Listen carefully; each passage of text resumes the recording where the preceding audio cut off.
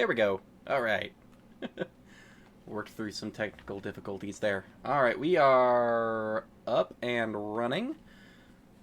Welcome, episode 3 of the Fallen Gods campaign. We are going to be sans Leah. Had some sudden family issues. Wishing her the best. Hopefully everything works out. Might even join us later, depending on how things work out.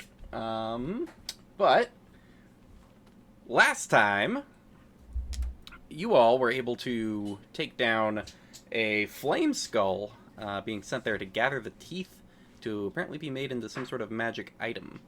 The exact process of which was never really gone into, but you handed over most of those teeth, got a little bit paid in return, and have since run into a half-elven woman looking for somebody to go clear out some sort of ogre toll keeper north of the city, about half a day's journey in a lightly traveled path that is apparently, as Corlin was able to get out of her, just like a dryad hookup in the woods that she's getting hassled trying to get up there by this ogre, hoping for you all to head up there and clear out the issue.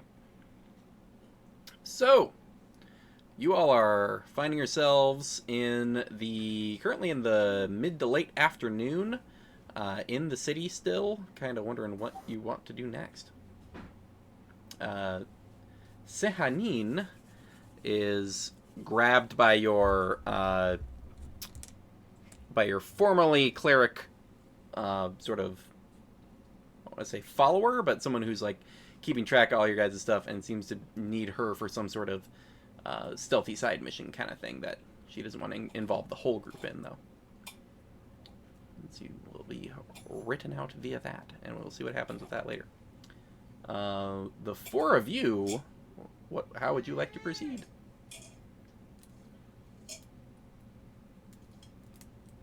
Did we take a rest after we got done defeating the Flame Skull? Can't remember. You guys have maybe taken a short rest, but I don't think you've taken a long rest. Right.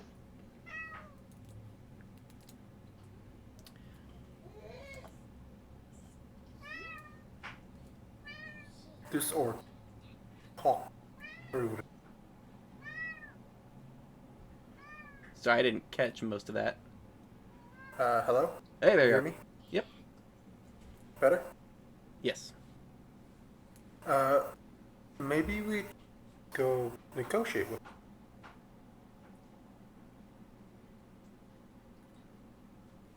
Between I rest. think what he's trying to say is we should go negotiate with the ogre.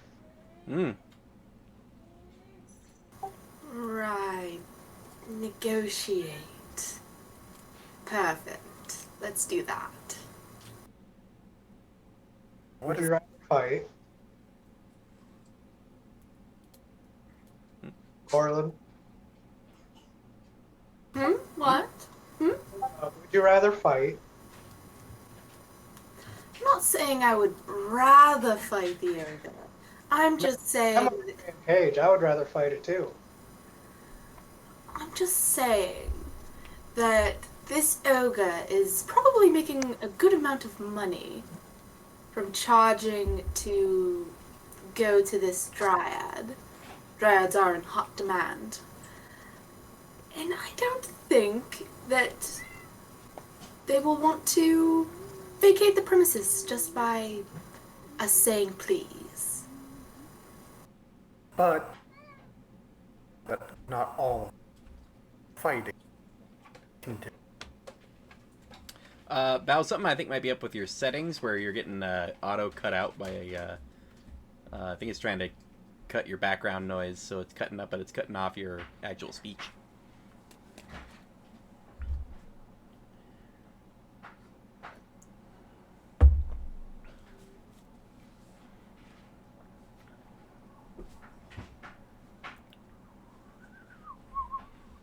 I am obviously a technical wizard and know exactly how to adjust those settings, he said sarcastically. So, you all have a quick talk about how to proceed I just spotted one of my favorite miniatures has its head snapped off, and I don't know how that happened. So, that's fun. Oh no, that's sudden sadness. Anyways. Of course. It's this cool little... I was probably my mistake putting it right by the notebooks. But... Oh, I'm just like, oh no. Oh no. Oh, that's not right at all. She's supposed to have her head on her body. It's prom night all over again. That's not accurate. So, mostly I guess the question you all are kind of having is whether or not to rest and go deal with Ogre issue tomorrow, or to try to march out and catch it during the night. There's obviously advantages to both. Getting a full rest in before trying to encounter Ogre, or showing up at night and then being able to possibly sneak up on it a little easier. Up to you all how you'd like to approach that. I would prefer to sleep. I am pretty low on things I can do. Well, if we're going there for a I would have to negotiations or maybe a bargain, might be best to go now. Well, there's no telling if this ogre will turn aggressive, and I would rather have all of my things ready than to head there and he turns aggressive and then immediately kills me. This is just a personal preference. You have a fair point. I'd rather be safe than sorry, personally. All right. Really? All of you are starting to have a new and unique experience, and you can't put your finger on it. It's as though you feel some sort of illness or some sort of emptiness. Everybody give me a perception check.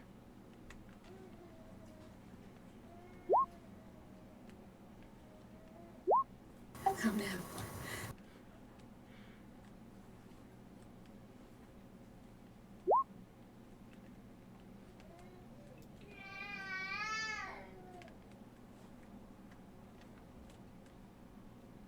Well, that's a fair amount, anyways. So, I rolled a total 19, it seems. I gotcha. So, yeah, My and laptop's still not connected. and as a side note, guys, if you can't get into, if you're having any time you're having any kind of glitches with like the rolling system, just have some actual dice there and just roll it. So,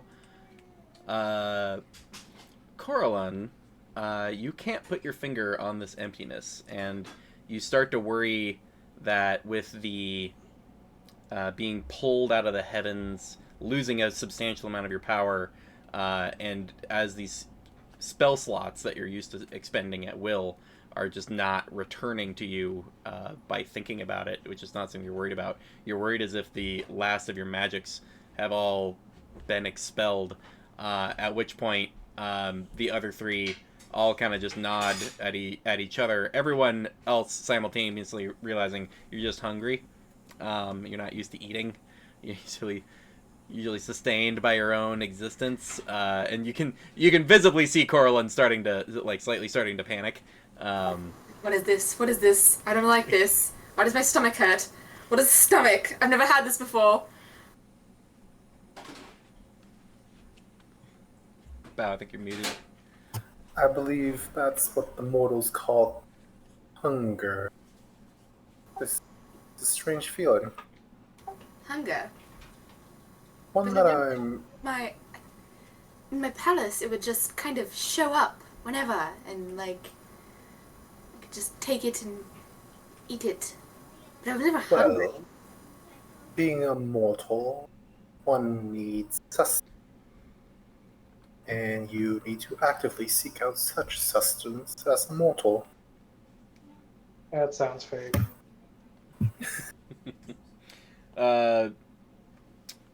So Have everybody, you all never been mortal before? Were you all gods the moment you were born? I don't remember.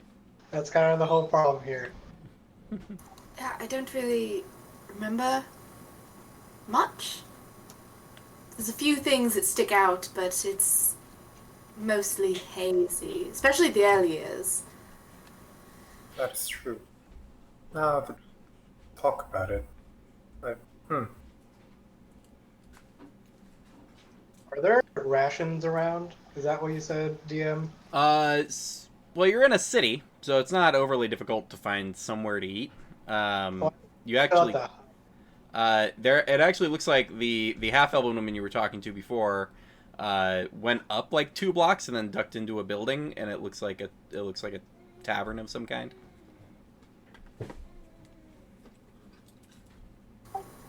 There's one thing that I haven't felt in a while, and that is being drunk.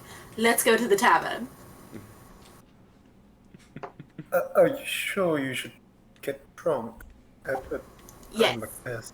Yes, I am sure. Are you sure you're not going to let anything slip? I'm sure I should get drunk. All It's right. up to you. I can't stop you. But I ain't carrying your ass home when you can't walk. It's fine. It's fine. We're gonna sleep tonight anyway. Sleep. That's really weird. I don't like it, but... We may sleep. You'll be in the tavern still. Y'all marching up, and it's not that many people going in and out. It seems as you walk in, there is a typical tavern kind of vibe. Looks like upstairs has its own lodgings that can be rented out. There's what looks like at first glance you could even mistake it as an actual like gem, but then you realize pretty quickly it's just like painted glass. But there is this blue crystalline horse that is over the over the bar area, and kind of looking back over your shoulder as on the door it says the Sapphire Steed, and you can see Iya is over in the corner and looks like she's getting like a late lunch. You see a couple of like elderly regulars. They probably spend most of their day here. There is there's a figure in the corner, kind of hood up. There it seems to just be working on a tankard of ale, and that's pretty much who's in there. There is a this halfling bartender who just you see like walk up some steps to the counter to see new people coming in. Goes, we're not that busy, so come on in and take a seat or come to the bar, whatever you wish. Corlin heads to the bar. Takes a seat. He kind of nods. Goes, if you've got a gold, I'll give you what you like for the next hour. So if you've got that, you're good to go. If you want to go a la carte, there's more like a few silver for a tankard there. A gold for whatever I want. For like an hour as we get your meal ready. Perfect. Corlin's gonna slam down a gold. He's gonna say, what is the strongest thing you have? Well, that's gonna be more than our gold. I didn't mean like you get all the top shelves for our gold, but if you've got like 10 platinum, I got a really rare whiskey in the back. 100 gold. Yeah. It's like a blue crystal bottle. It's actually why we built the place. Well, what's the strongest thing that you have that is for like less amount? Like, I'll give you a whiskey every like couple of minutes for the next hour if that'll cover your gold. perfect. Okay. Just pulls out a small glass and half fills it.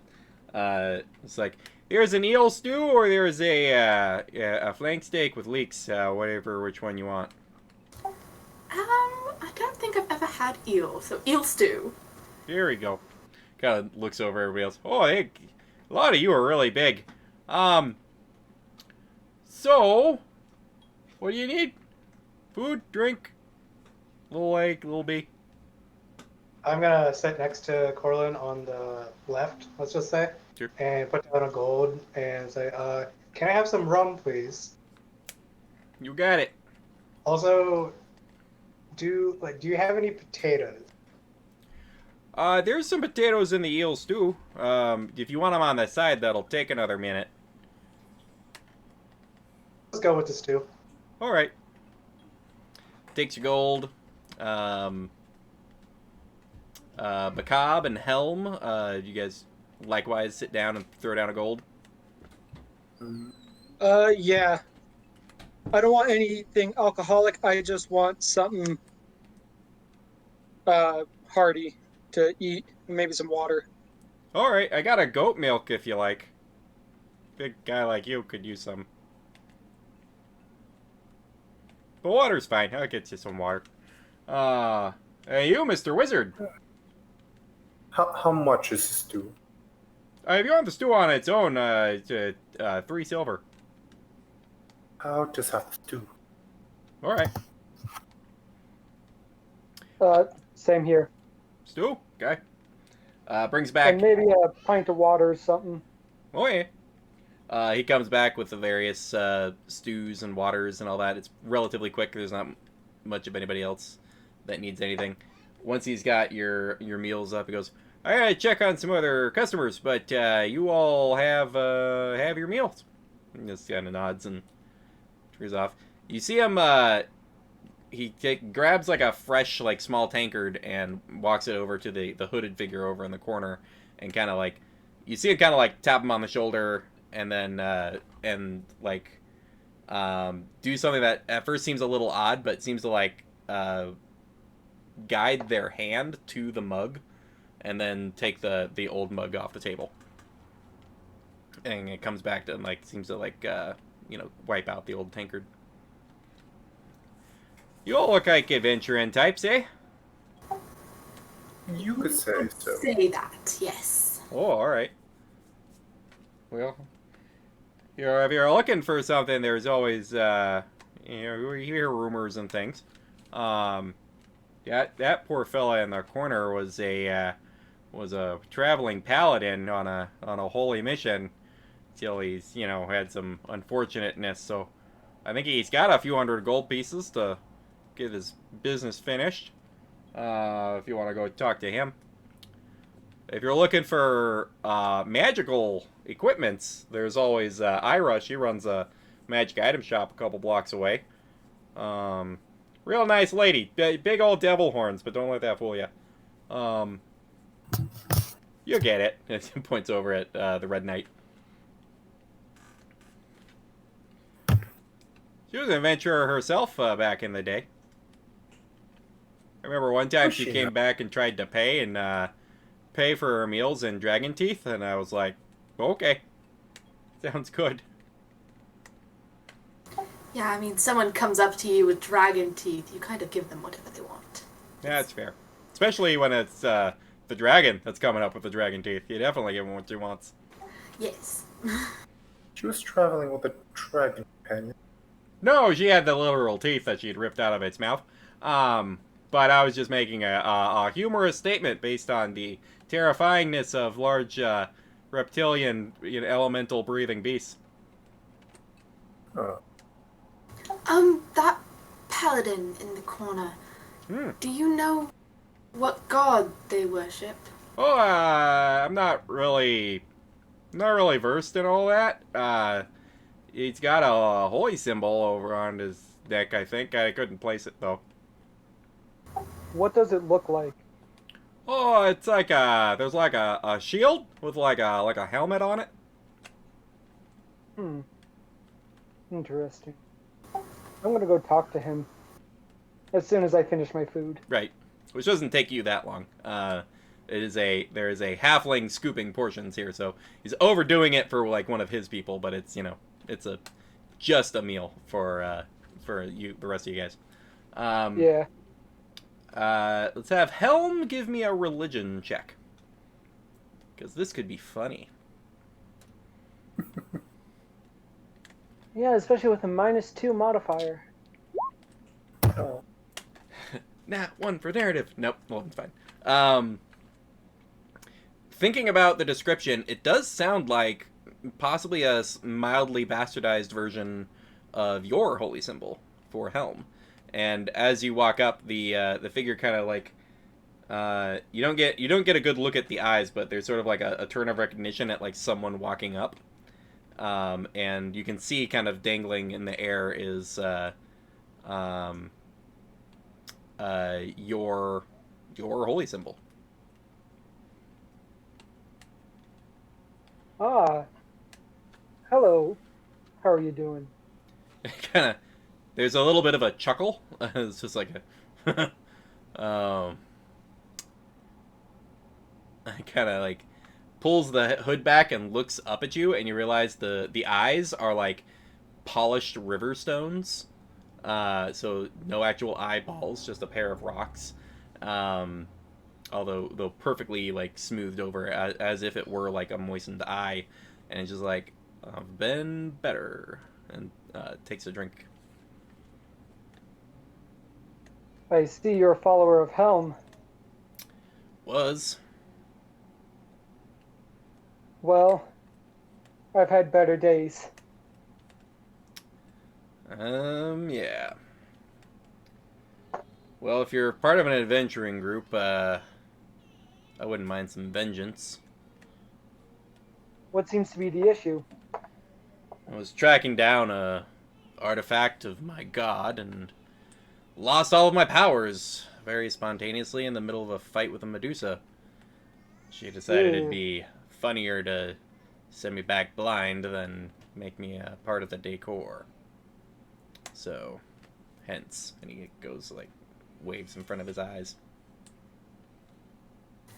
Can we hear any of this? Make a perception check. It'd be difficult from across the bar, but not that hard because it's not like it's packed.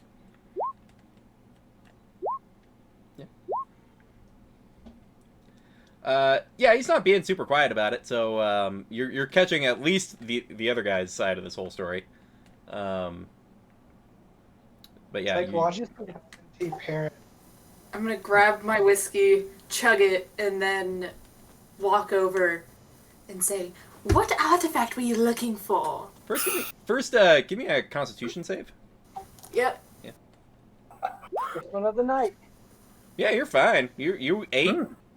You were eating the whole time and you had your one, it's one drink. You're probably fine. Yeah, you have no problem going over there. It's a shield. It's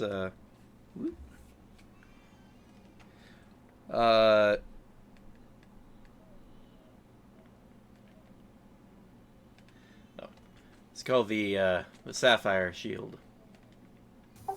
I look over at Helm. It's kind of like... Yeah, make a history I check. remember that. Yeah. Give me a history check. See if you remember all the details of how that shield worked. Yay. 10? Yeah. Remember it being a magic shield. It had extra enchantments to ward off injury. Bestowed on... You can't quite place it, but was bestowed on a champion at some point, who like defended a whole village with just a shield. Like they didn't even have a weapon. And it has... You remember it having 3 sapphires that sort of like anchor the enchantment to it. So that's what you remember about that. We gotta go. We gotta do this. But what about the orc? Wait, no, I'm not there. No. After the orc is dealt with, then yes, we probably should. But he is top priority at the moment. Top priority. This is a magical artifact from the god Helm. But While you may have a point, we made a promise. And my word is law in my book. If I make a promise, I will keep it. my word is more like a loose maybe at most. So, Hey, Some people, I have principles. water principles. Exactly. Hey, Bacab, Yes. do you want to take a shot every time we hear Helm say law tonight? I do. Well, The halfling behind the counter goes, "Oh, you're gonna want to get a bottle. Based on my read of that guy. and I'll raise a shot glass at Corellin, a Mhm. finish. I think she got a cover for us. I've seen no agreement that opened a tab up between all of you, but okay. I'm gonna yell to the barkeep, "Hey, how much is a bottle?" 10 gold. I'm gonna throw him 10 gold. Ah. From From there, across the bar, 10 loose gold. Just one at a time. Oh, oh, oh. Your pong with that. You know, you can just walk over here. I'm not going to throw the bottle across the bar. Yeah, but I'm not the one drinking. Corellin will follow the gold and sit back down at the bar, just like, he got a bottle. Didn't even ask him, and he got a bottle. And I'm gonna slam my cup back down and say, yes, yes. Barkeep pulls out this bottle of just a real cheap whiskey. Like in modern times, it'd be in a plastic bottle, but he sets it up. He goes, "Well, there you are. Good for doing business." The figure from the corner kind of looks up to over, towards Helm, although obviously not able to see much of anything.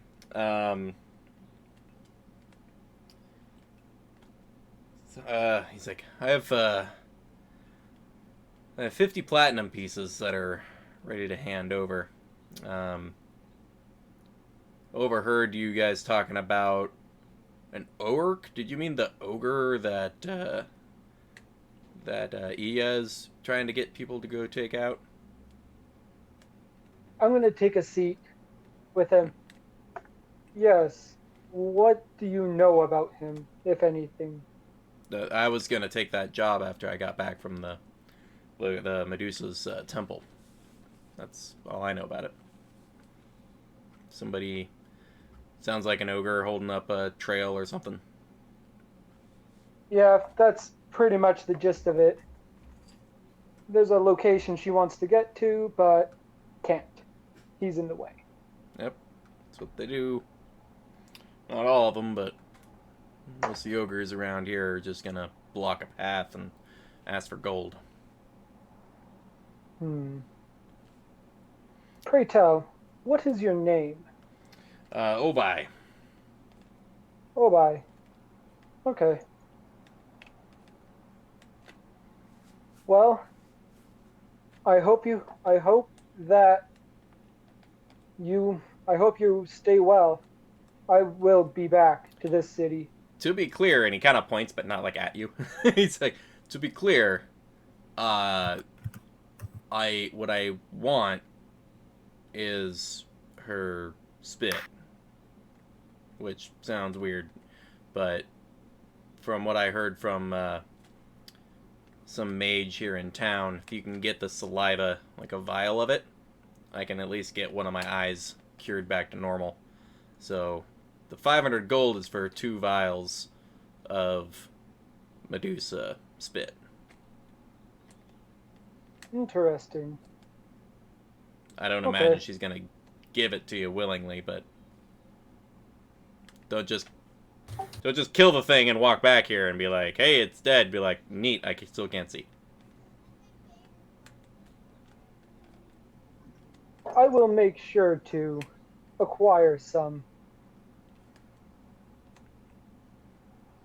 Takes a drink from his tankard and is like, "Well, I'd offered to accompany you on the adventure and mayhem, but not Understandable. not great outside of grabbing onto things at this point. I've heard of blind swordsmen. Yes, but Not had they a take chance. quite a bit of training. I've not had a chance to do the work necessary for that. Well, And I've lost all my powers luck, my because friend. apparently the gods have abandoned us. So that's great. they have not abandoned you. Trust me. Oh, good. Like They're does, running like- through some he does like a casting, issues. and like nothing happens, and he's like,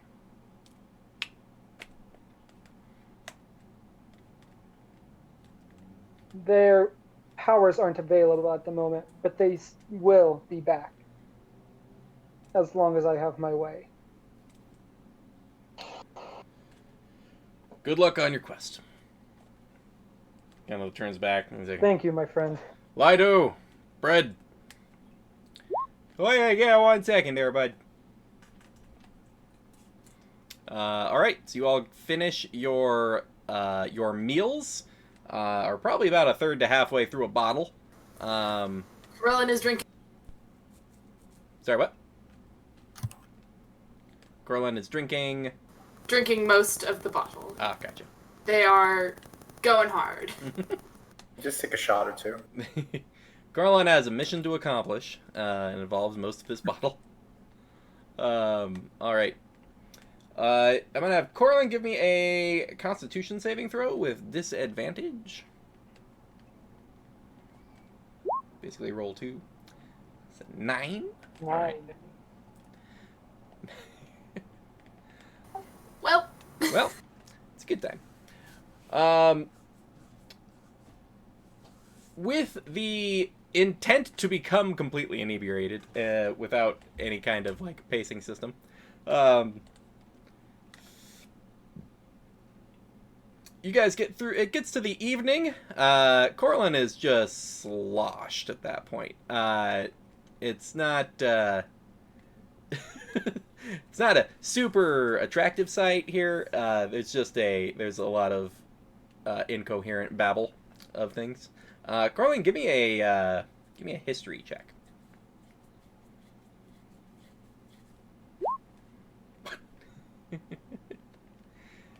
There is That's I'm gonna Caitlin, give me your worst rendition of how the world was created with as little accuracy as possible. As you all drunkenly kind of get back to where you guys call home. But please, whatever you've come up with. well. First, it was just me. And I was floating in space. And then I looked up and I said, I want that. And I grabbed a star and I just kind of gave it a kiss.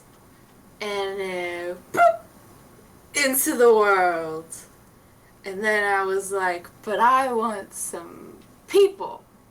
So I cut off all my hair and I went, be people. And then there was people. Some of them, like an older guy, kind of getting an early stumble home. Is like, you made bee people. There's bee people. Yeah. I'm allergic to bees. People. Am I allergic to bee people? Are you allergic to bees? Yes. You're definitely allergic to bee people. Oh no. Kind of sadly Just walks knock her away. out. Can't we just please knock her out? You all are close enough to your like kind of shack area that you kind of just drag them inside and get them laid on the bed there. Technically, as an elf, you just need to meditate. You don't actually have to sleep, but I got a feeling some sleeping is happening. Probably. It's not magical sleep. You guys shut the door with plans to go for a long rest. Is there a watch planned between the I'll take three? first watch. First watch. So I'm gonna say have Bakab give me it's a perception check with disadvantage.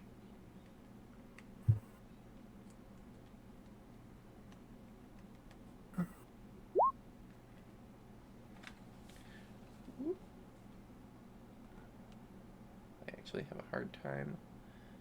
10. It's Okay. a 10. That's not that bad. There are occasional people walking by who have torches for this time of night, and there seem to be a few floating like light globules that are around town that seem to pop up at certain time of night and just kind of go off automatically, like a permanent dancing lights kind of spell. For oh, there we go. You do see you see a blur at some point, and something that just like hums, and then it's gone. You didn't quite catch exactly what it was, but you heard something like just pass by very quickly. Not something large, and it had a really odd sound to it. You only noticed it once, but it was definitely odd. And then who are you going to try to wake up for, like, the middle shift? Oh, give me a second. Whoops. Oh. Gotcha. We'll say the Red Knight gets awoken for a middle shift there. Let's give me a perception check from the Red Knight. No disadvantage on that. You have dark vision. There's no issues. And it's far enough from the alcohol at this point. 21. You see something. I'm assuming that Bakab would have told you a little bit about the hum and something flashing by. About 1 or 2 in the morning, you see a little shadow like go across the moon. As something just flies by really fast. But then you look up at the moon, and you see like the tiniest little like speck on the moon, and you just see it just moving slightly, as though there's something. It must be massive to be able to see it from this distance. There seems to be some massive thing on the moon itself. Like on the moon. Like on the actual moon. Some tiny, well, tiny to you, but like noticing just this weird speck on the moon, just moving along. Impossible to tell what it could be. It's just something on the moon.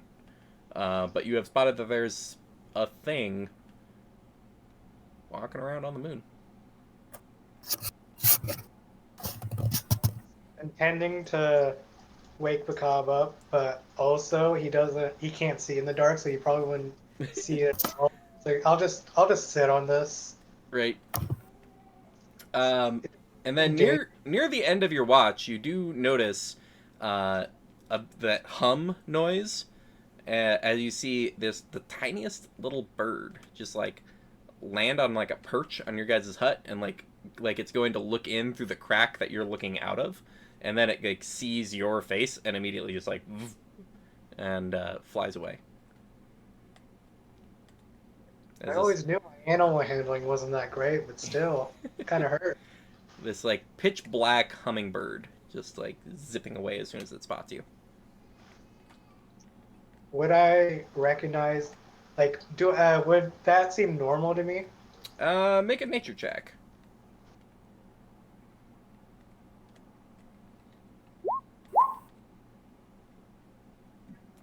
I mean, small bird, you're bigger than it, and it flies away when it sees you. Doesn't seem that weird. As far as the specific nature of that specific bird species or anything, you don't have any kind of read on it. But it gets time to wake up Helm. For Helm to take a shift. Helm, you've completed a long rest at this point, as the rest finish up theirs. Nice. There's just a tiny amount of light starting to peek out over the horizon. Give me a perception check.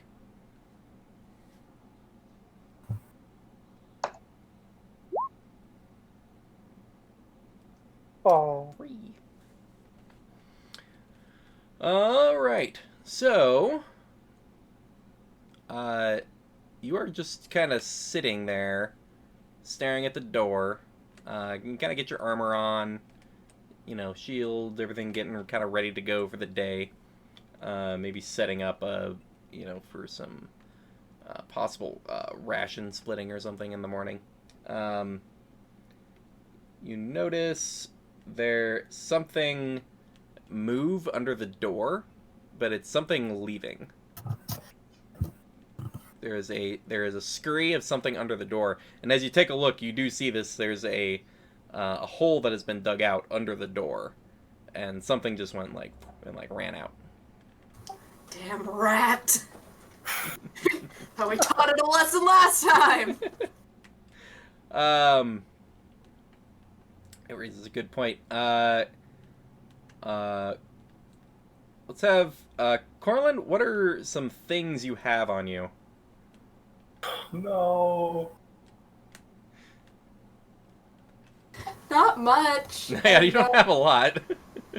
I've got my 2 daggers, my short bow, my Dungeoneer's pack, and I'm wearing my cloak of Elvenkind, and I have a crystal, which is my spell focus. Right. Right about the time that you see that thing dart out, there's only a small chunk of time before everyone would be waking up. Does Helm do anything in particular? All you saw was basically the back end of some small animal leaving. I'm gonna pile dirt back where the hole is, Mm-hmm. and that's about it. And I'll mention it once everyone else is woken up. Right. Probably about only half an hour after that, everybody's coming to consciousness, including Corlin. Corlin, give me a Constitution check, or a Con save, I should say. You're good, yeah. You're waking up, not too much of a hangover. You feel like you need a big glass of water, otherwise you're ready to go for the day. As you gear up for the day, you notice that one of your 2 daggers is missing. You go and you look all over and you wonder if you dropped it in the street or something last night. But one of your 2 daggers is gone. Make an investigation check for me though. Nice. And looking over your equipment, you do notice that the way because it's gone dagger and hilt, it's just gone, and you notice where the loop for the dagger's sheath, where that would go over one of your belt straps. You notice a small tick mark in the leather itself, as if it got lifted from you, as if somebody cut the leather strap that was holding it on, and pickpocketed it off of you. So you think somebody might have stolen that off of you when you were a little drunken last night. Did you guys take my dagger? Come on. Give it back. I like I that. have no use for a dagger. Does it look like any of us use daggers? Well, I dagger don't was look like smaller I than use daggers, but I had daggers. Your dagger is smaller than my finger. What use would it do me? Looking around, it seems pretty clear none of the guys took it from you. My dagger's missing. Someone took it. That's really lame. Well, we can find your dagger later after we get started with our day. What if it was the same person that stole what's-his-face's wand? The What orc. if it takes something more Angry expensive last time? If it takes this, and I'm going to hold up my kind of rounded crystal. If it takes this, there's no more spells. No more spells for any of you. No more healing, no more nothing. Well, from what I've noticed, the only small things went missing. I'm pretty sure my staff wouldn't go missing. Yeah, but I'm saying that this is pretty small. And if it gets lost, I cannot cast any more spells. Let's have the 3 of you make a perception check. So everybody except for Corlin.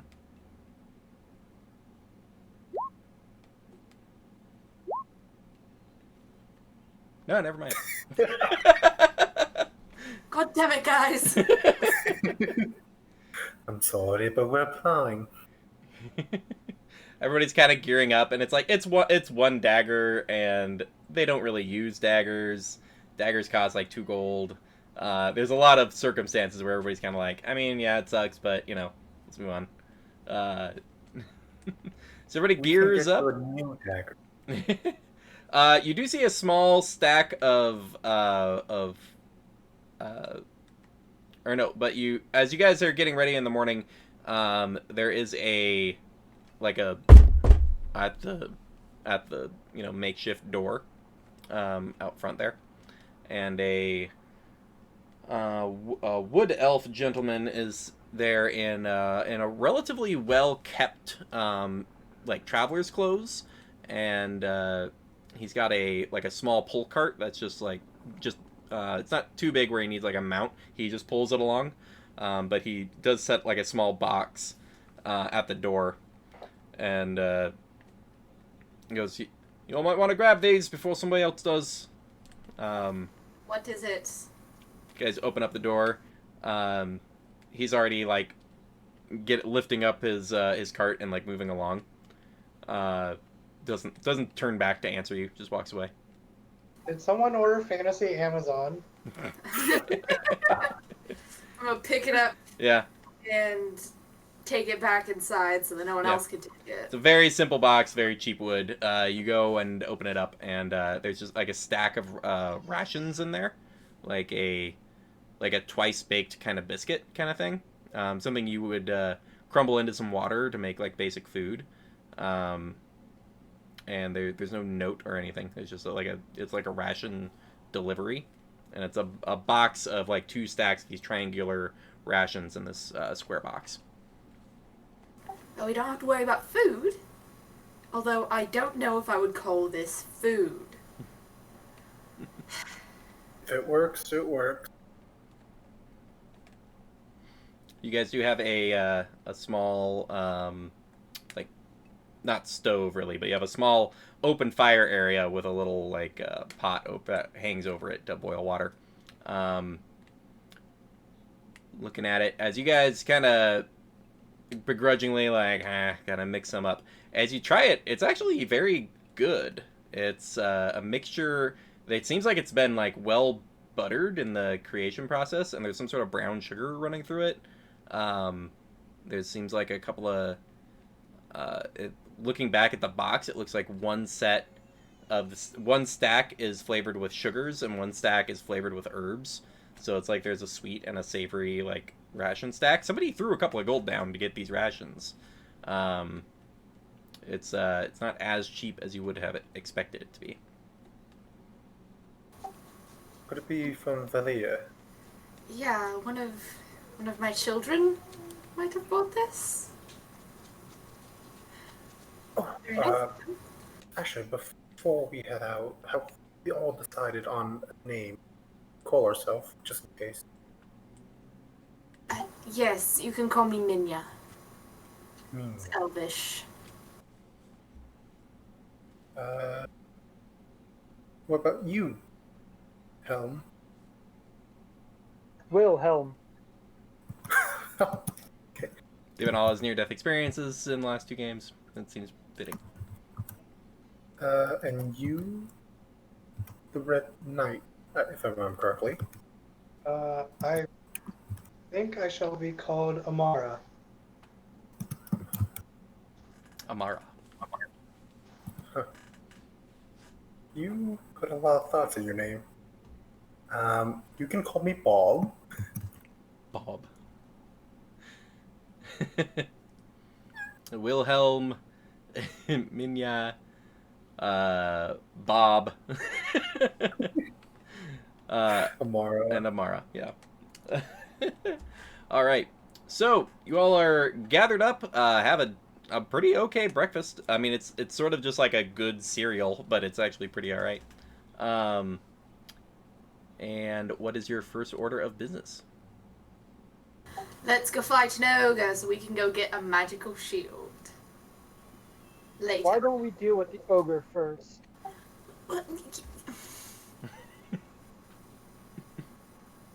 Fine. I guess I do tell her that druids are very nice. So I feel her pain. Let's go fight the ogre.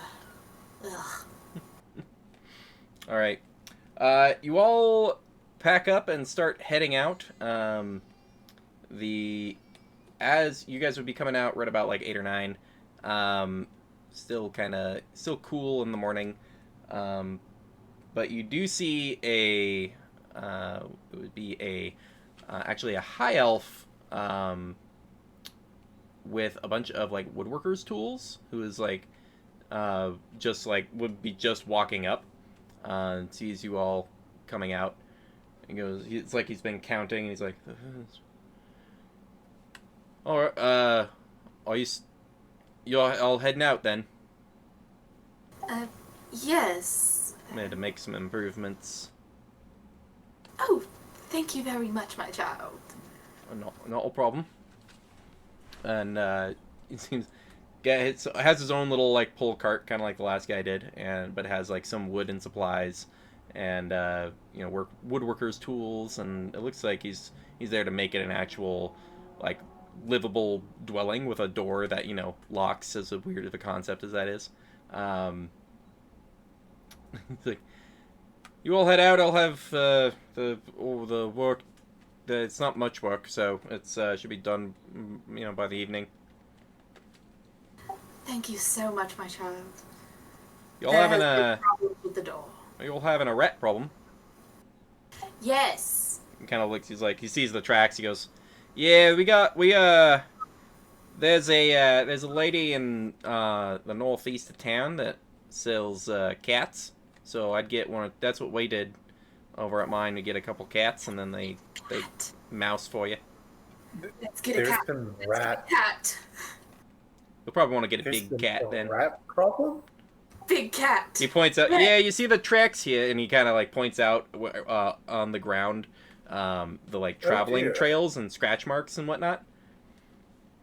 Looks like a little activity.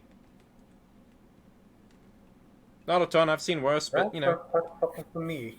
They eat up everything. Yeah, it's a good point. In places where this rat has been a problem, has there been things going missing also? I mean, I can't speak to if it's the same rat, because there's lots of rats. But, I mean, things go missing sometimes, yeah. Okay, so down the east side of town, where we can get a big cat? Right, yeah, northeast.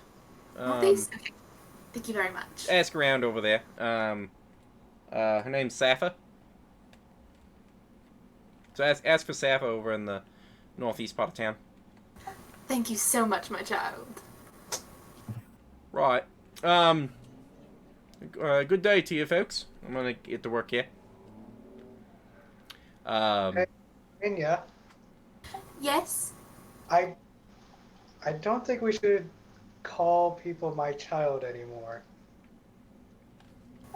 But they're my children. I understand that, but we are also undercover. We are wanted by an unknown enemy state. Do remember. But they're all my children. I don't want them to think I've forgotten them. But wouldn't it be better if you called your children by their name, so you don't all lump them all together? But I have so many children. See, So many. See, and some might feel unrecognized among them. Like they're all having middle child syndrome. Yeah, it's better than to have one child that I view as high. I do have a favorite. I do. But I have no least favorite. I might have a least favorite child. Kind of was a dick. I didn't really like him. But they're all my children and I love them all somewhat equally. That actually brings up a good point. Have you ever seen all of your children? Well, I kind of... It's a little blurry, but I remember feeling like I knew where they were. Like I had kind of like a read on all of them. All of them? I'm pretty sure. Yes, as the parent, I felt a responsibility. All elves are my child. All elves are my children, and the half-elves as well. Not the dark elves. The ones in the underground. Not those, but everyone else. But they are elves. They're more of... My ex-wife got custody. Like, it's a little weird. So I just kind of let her manage them, and I'll take care of everyone else. It's like the judge asked which parent they wanted to live with, and they answered a little too quickly for the other parent, and so you just don't talk to them that much.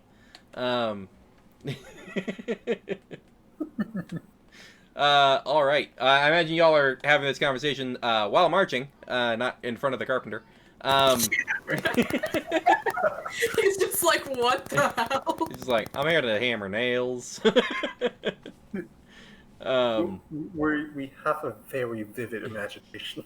You do catch as before you lose like eyeline with the guy. He kind of climbs up to the roof, and you notice he gestures and a spectral hand like pops into existence and then floats over and it like grabs his hammer and like he grabs it and then it just kind of floats there until he gets like set up and then it goes and like grabs another tool and he has to like recast every once in a while, but he seems to be able to just do a mage hand as he's there. It would be an odd sight to see, although the more you look around, whenever you see a high elf, a lot of them are doing jobs that are honestly just doing a cantrip a lot. Some of they have a skilled labor thing that they do otherwise, but you'll see a fair number. There's about half a dozen elves that are working in like digging trenches, and they kind of come out, and they're a little better dressed than you would assume of your typical person that makes their life digging ditches, but they are with a casting moving large heaps of dirt out of the way and creating like a purposeful kind of funnel system as you guys go up to the river that is north of the town and find a crossing for that and start heading up to the forest where Ia told you to head to try to find this ogre. We will need somebody leading who can do a survival check to make sure y'all aren't going to take any odd turns through the forest. I've got okay survival. Might be our best. Not me. Right then, I'll take the lead. You are motivated You to... are an elf in a city of elves. Yep. Motivated to assist your child who is having an issue. Make a survival check for me. Wow. Just immediate success.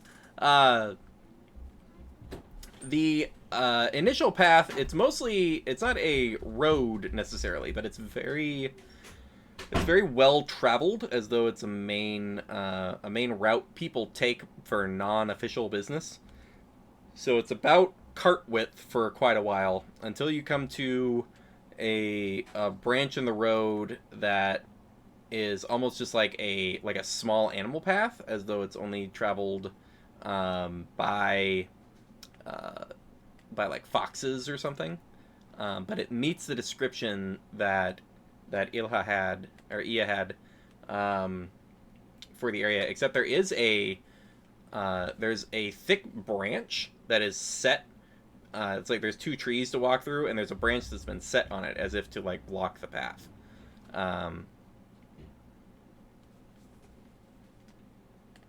Hello, is there an ogre around here? We've come to talk. From the description you had earlier, you know it's up the path. It's not like on the path with the main road, or the main pseudo road that's going through the forest here. It's like up into the forest a ways. But calling. I'm gonna try and move the tree. Try to move the tree or the branch. The branch. Branch. It's not difficult. You just kind of grab it, lift it, and move it out of your way. And you could just go around it too. Like the underbrush isn't that thick, although it's getting thicker as you get deeper into the forest. I'll place the branch back once we're through, Mm. because it seems like it was placed very intentionally. Yeah. All right. So marching order. Who's in the front? Corellin's in the front, I guess. Good. Because they I'll have the go best front. survival. Place in the branch. Run into the front. Yes. Who would be Sprinting. and second? I'll go second. I'll go second. Mixture of secondings with wizard in the back. It sounds like. Okay. You guys march up that path a good 2 hours or so off this main road, and as per the description that you had, and you feel like you might be getting close as you are approaching sort of the more rocky mountainside, and you're going to start to run out of forest pretty soon. So have everyone give me a perception check.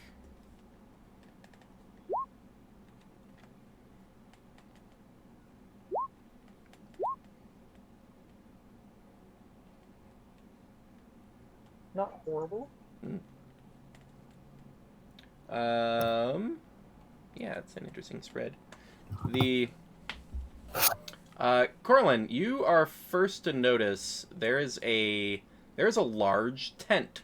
One could say an ogre-sized tent that is in a small clearing that this path leads up to. You're in pretty heavy brush at this point, so it's odd to see this much of a clearing. Like, it's been purposefully cleared out. You do see, with the 21, you see a smattering of long dried blood, probably 4 or 5 day old blood at least, and in the path, like leading as you're approaching it, it's sort of going like in a spattering diagonally, kind of towards the tent. And looking at the tent, there we go. Looking at the tent, you can see some what looks like a fleshy mound, and you see it like through the little bit of slit of the tent. You can see this mound, and you can see it kind of just rising and falling as if it's like a sleeping ogre belly. Looking at it, you then, as you pause to like tell everybody what's going on, you then also see some like stitch work, which seems odd.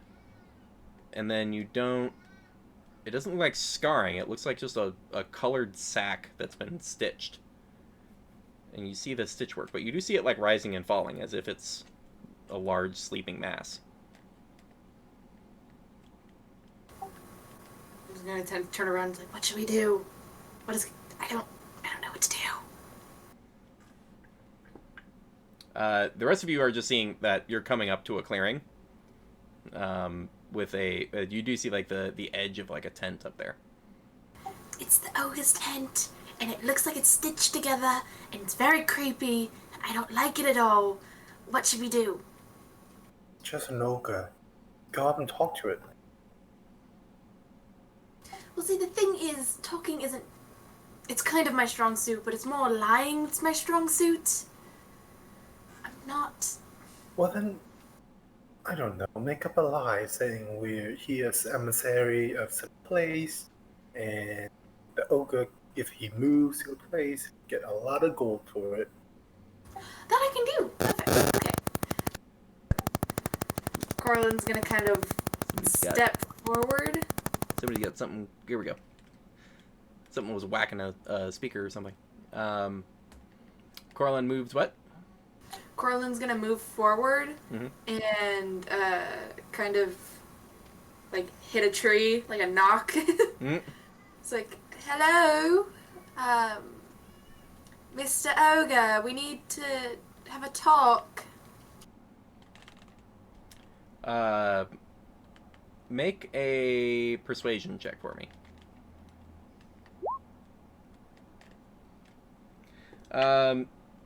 You hear from within the tent,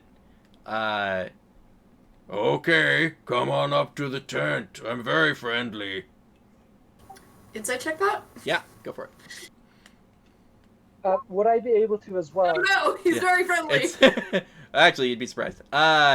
Yes, insight check. Everybody can hear it. So anybody who wanted to get in on the insight is also good. That said, there's some amazing low insight, which I wish it mattered, because he rolled a 3 and he has like a -2. So you needed to beat 1. So it's pretty obviously a trap. Wants you to... You can still see that, like, what is this mound behind the, the slit in the tent. As some of you approach to, like, back up Coraline, you can also see that there is this almost like it's exposed belly behind the tent. But yeah, it's pretty obvious this ogre means for you to, like, walk up here so I can hit you with my axe is kind of what it's... Might as well have said. Come on, man. We really want to talk. I just want hugs. You're not fooling anybody, dude. I've fooled everyone. Can I use thaumaturgy to rip open the tent? Like it's swing a door open, but a tent. Yeah. Thaumaturgy is as you cast a spell. Wow, that's gonna miss really hard. You all see the Red Knight goes and does the casting for thaumaturgy. The flaps of the tent fling open, exposing just a bunch of potato sacks that have been, like, sewn together to make a mound, Ferris Bueller's Day Off style, which is, like, going up and down. Coraline, you can just see the edge of, like, the hilt of an axe, and it is apparently, like, buried a hole in the ground, and is using the axe to, like, move the body and puppet it. But you also all see a bolt fly in from the rocky face of the mountain range nearby, and this ballista bolt just into the ground right next to the Red Knight, and be a good time to roll initiative. Told you we weren't gonna talk. Whoop. Let me get a page for that.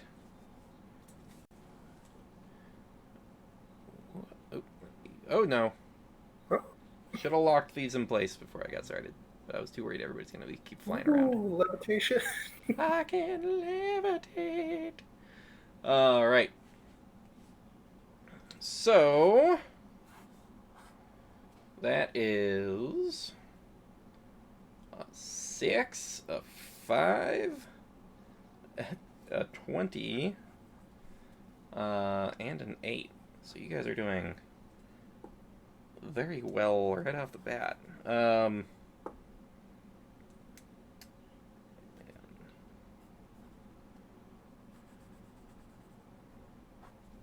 Alright, so let's give you guys a little visual representation of kind of what's going on here.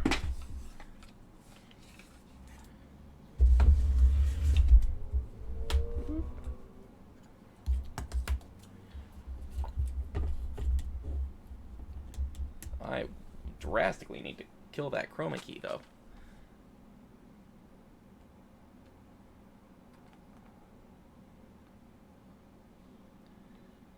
What? Oh, I clicked the wrong thing.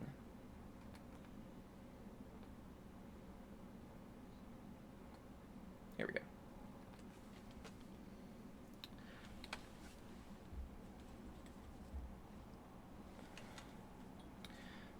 So there is an ogre in the tent, as you all have approached. Now, the first up is actually... You guys kind of look to the rocky face as the first person to act in proper initiative is the apparent ballista-wielding ogre in the rocky face nearby. Another bolt flies over towards the Red Knight, but just buries in the ground nearby. We'll get you guys all kind of more in the map here. And first up is Bakab. Looking up, you do see this, this guy. Whoop. This ballista-wielding ogre way up, good 200 feet off in the distance. So I kind of just put him on the edge over there to know he's there. But you see him over there, apparently with a little stack of bolts, pretty well hidden in the rocks, up until revealing his position, firing off at you guys. So, how's Bakab gonna kick this off? Okay. I will move to the right of the Red Knight. Okay. And I will cast Chromatic Orb at the ogre. One in the tent? Huh? One in the tent? Yes. Okay. One in 10. Go for it. Dealing acid. Going for acid. A 22 is definitely a hit.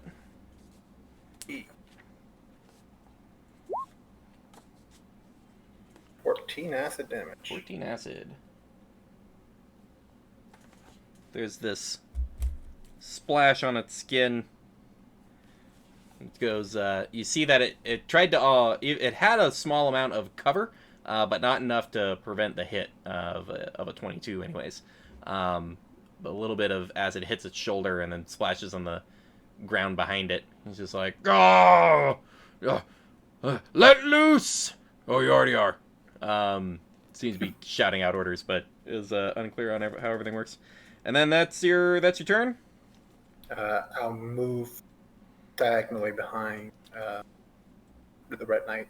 That's Just gonna be it. Get behind the Red Knight. Cool. Yep. All right. Whoop, I should get this on grid space. There we go. Well, next up is the ogre, who has to climb up out of his hole, which burns some of his movement, and then only makes it to there. Doesn't actually have reach to hit Coralon, so actually just decides to go for a dash and charges up, brandishing the axe, bearing down. Just give me your money and leave. Going into Helm. Yes.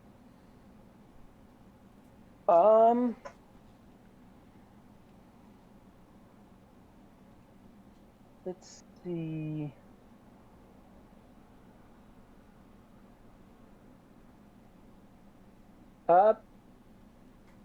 I'm just gonna take a swing at it with my hammer. Go for it. Just move up, take a swing. Darn. 10. That is not going to do it. Hammer just kind of comes in and glances off the belly, and he's like, I'm tickled. Anything else out of Helm?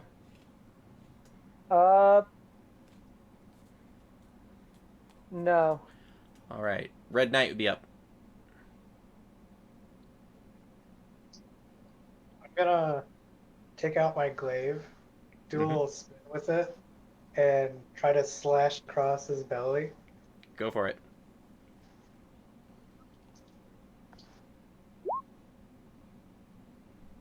It's a 14 does hit. And so that looks like 4 slashing damage.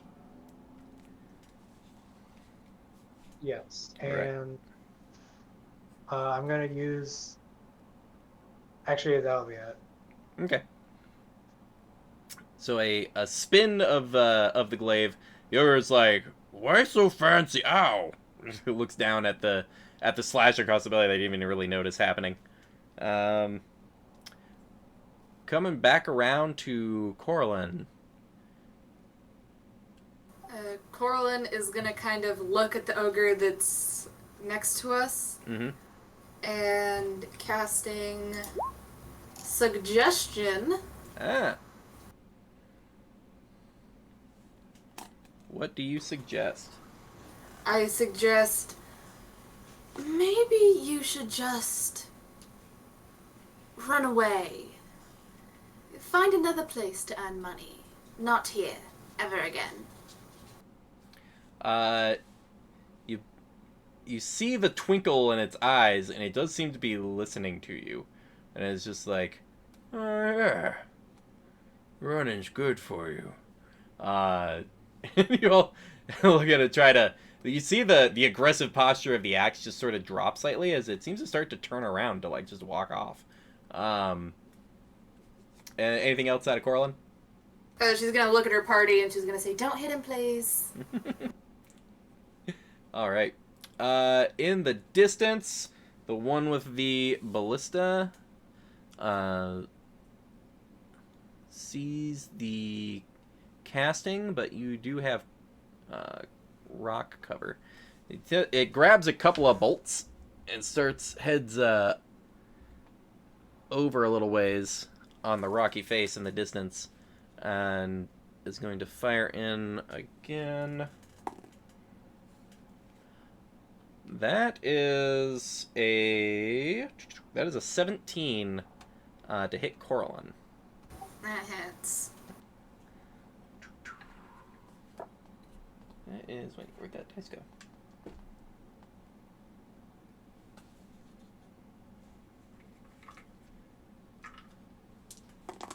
That is 10 piercing damage as this literal ballista bolt gets fired over and strikes you in the side before hitting the ground behind you. Go ahead and make a concentration check for me. So Constitution saving. That was a lot of damage, guys. 10, yeah.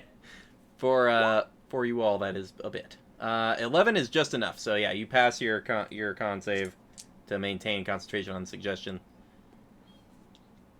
And Very, very hurt. ten's a lot for the casters. Bakab.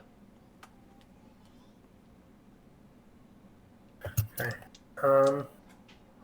He's right there. He's right there. Corlin has communicated not to hurt that guy, as she has cast some sort of spell on it.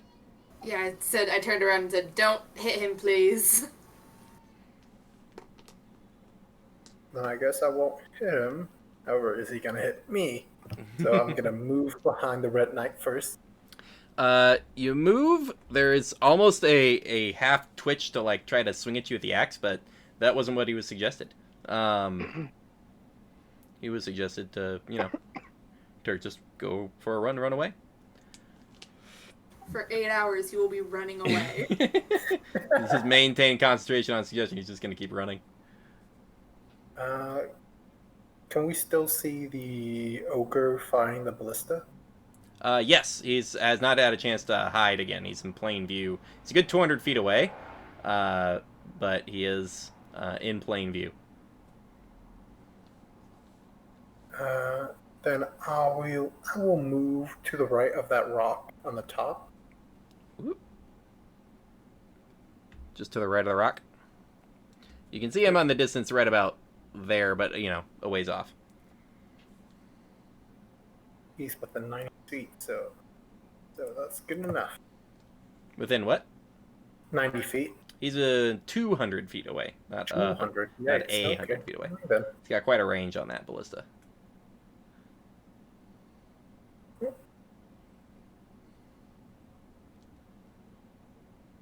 That said, the clearing, based on the angle that he's got, there's low trees on the other side of this clearing that provide basically full cover. So he has no opportunity to attack you as soon as you reach the tree line. Then I'll move one more square to the right. Gotcha. You'd probably have partial cover from the tent or you could just slide into the tent and he wouldn't, wouldn't know where you're at. I think I'm out of movement after that. Yeah, I'm out of Gotcha. movement. All right. Are you casting a spell though? Actually, no. I will use the dash action Just dash in there. to. Yeah. Just all right. As you go in, you see there's the sack of the large sack. It's filled with like rocks and leaves and things like. And there's an actual literal like hole dug in the ground that you could jump into even if you wanted to. But he loses visual of you as you get into the tent. Okay. Cool. After you, the slightly injured ogre turns to go run. You do watch him as he lifts up to looks like a stone in his like leather necklace, and he talks into it, and he just says I'm going for a run, so I'm not gonna get any of their stuff. Bye. And then just runs off to the right. Beautiful. There is a call from the ridgeline with the ballista ogre going, "What? What are you doing?" They say as the other ogre runs off into the forest. That's his turn. Helm, what are you up to? I'm actually going to use Cure Wounds on Corellian. Nice. Thank you. I forgot to reselect the right tab. Nice. Cool. 7 hit points back. And then I'm actually going to, if possible, I'm going to move up towards where the ballista is. Right? But kind of possibly like through the tent. Sure. So that he loses sight of me. Right. Loses sight immediately versus later, yeah. Yep. You just duck right into the tent. Do we have a similar strategy out of the Red Knight? I'm going to use my movement and my action to dash beside the tent and try to draw his fire. Oh, gotcha. You can go to there with just your action and then take the dodge action.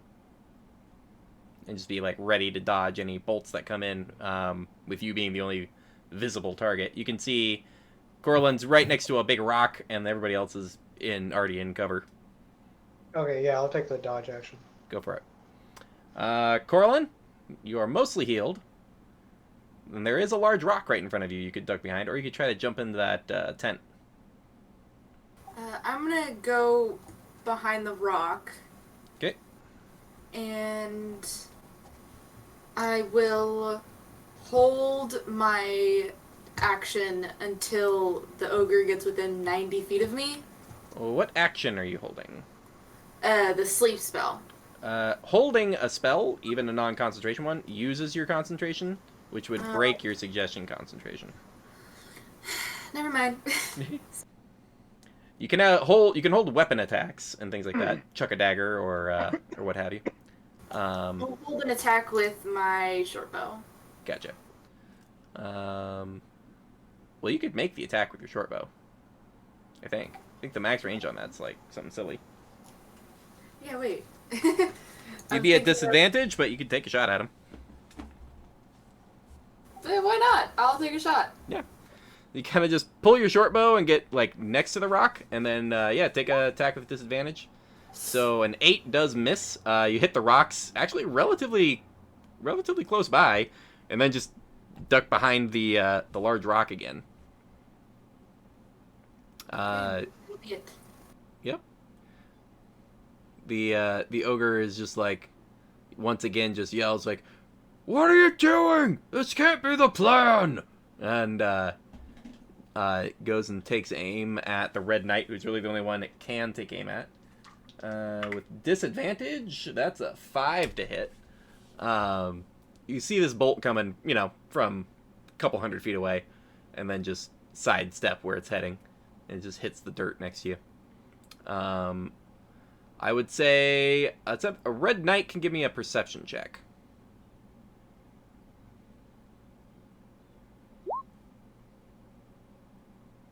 12, yeah. You can notice the things. You can see it has these bolts in its hand. It only has 2 left.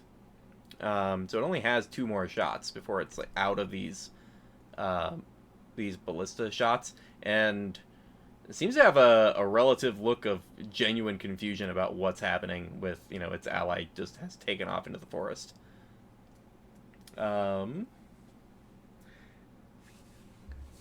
Coming around, Bakab, you feel pretty safely hidden in this tent. Give me a perception check for yourself, looking through the tent here.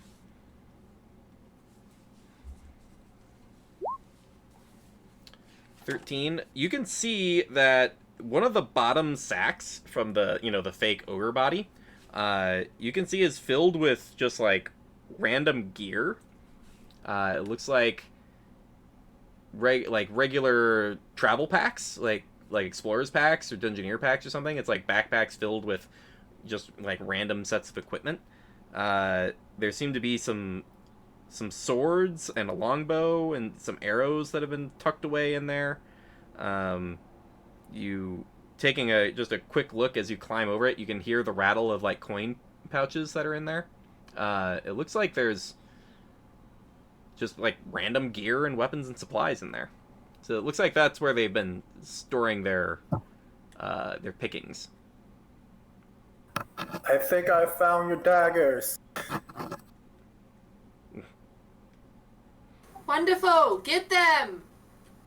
Come get them yourself. No! Helm, are you there's a question of if you guys are gonna take cover here until he runs out of bolts, or if you're gonna try to charge up to him on the kind of mountainside. I was gonna try and make my way towards him. Sorry. But I think what I'm gonna do instead is kind of take a look through the packs that I can see, Mm-hmm. and see what kind of possibly useful gear I can find that might help us take out the guy in the distance. Gotcha. You do immediately see that there is a longbow with a quiver that's not completely filled, but it is mostly filled with arrows. So that's something you notice immediately is like, oh, yeah, longbow. I'm going to take that to Corellian if Gotcha. she can use it. Yeah, Corellin has proficiency with longbows. Do they? They are a sorcerer. I believe it's a high elf thing, training with short bow and longbow. I don't believe you are a high elf. I am a high elf. I thought you were an Eladrin. No, I'm a high elf. Oh, all right, that works then. Then absolutely. So you can only you would be able. It doesn't take you much of your action because it was one of the first available things. But you grab that, and Corlin, a longbow is handed to you. Oh, I've been wanting these. Thank you. All right. Might be useful. And that's where I'm going to end my go. Gotcha. And the Red Knight.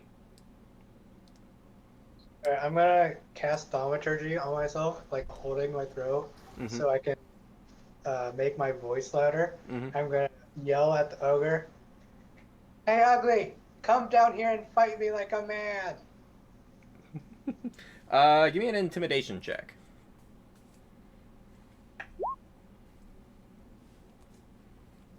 9. I get advantage because I'm using thaumaturgy. Yeah, the voice is made louder enough that he can clearly hear you. There is a callback, and it's just like, 1-on-1 then! And then kind of waits for a response. But it would be Corlin's turn. Corlin's gonna kind of whisper, yell, "What are you doing?" And then, with their new longbow, is going to take a shot at him. Take a shot. All right, go for it. I don't remember the exact range on a longbow. It is 150 feet. Yep.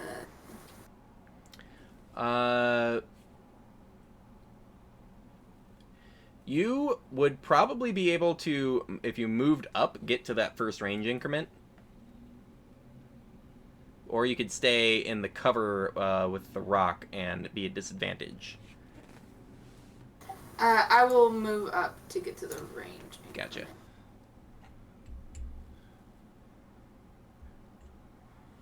Get up. You still have a pretty clear shot, and you are in that first range increment. So go ahead and take your shot with your longbow.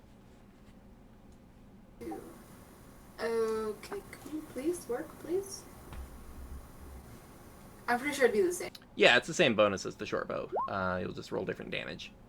That is, well, it would be. Oh yeah, we just take the left one. But it is 8. That is a miss. Another arrow ricochets off the rocks nearby. The ogre calls back with a, "Well, I thought you said 1-on-1! Bacab, you would be up, though.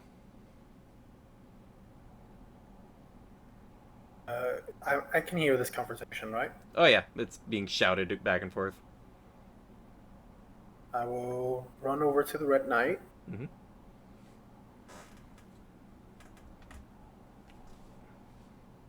Give him a Dragon's Breath.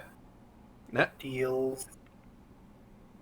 Since we're in the forest. I'll say cold damage. Nice.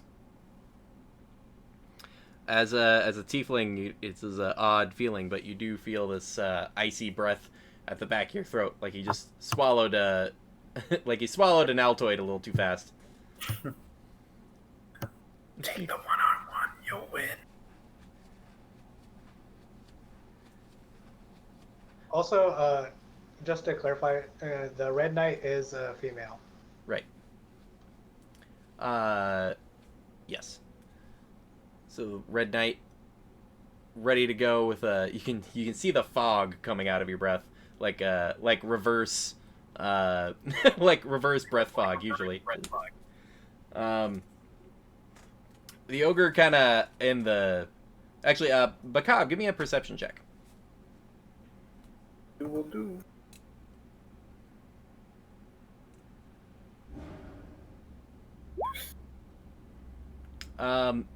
You can see, you do kind of a 1-2, like looking up at the ogre on the rock face, and then the ogre in the forest that's like running away. The one that's running away keeps grabbing its like leather necklace and like talking into it, like as if it's having a conversation with someone, but it's pretty clearly not the ogre that's on the stony ridge. So the one that's running away is talking to somebody. You're just not sure who. You can't make out the conversation though at this distance. The ogre that's running away. Right. Is it the ogre on the ridge? Yeah, the one running away isn't talking to the one on the ridge. It's talking to something else.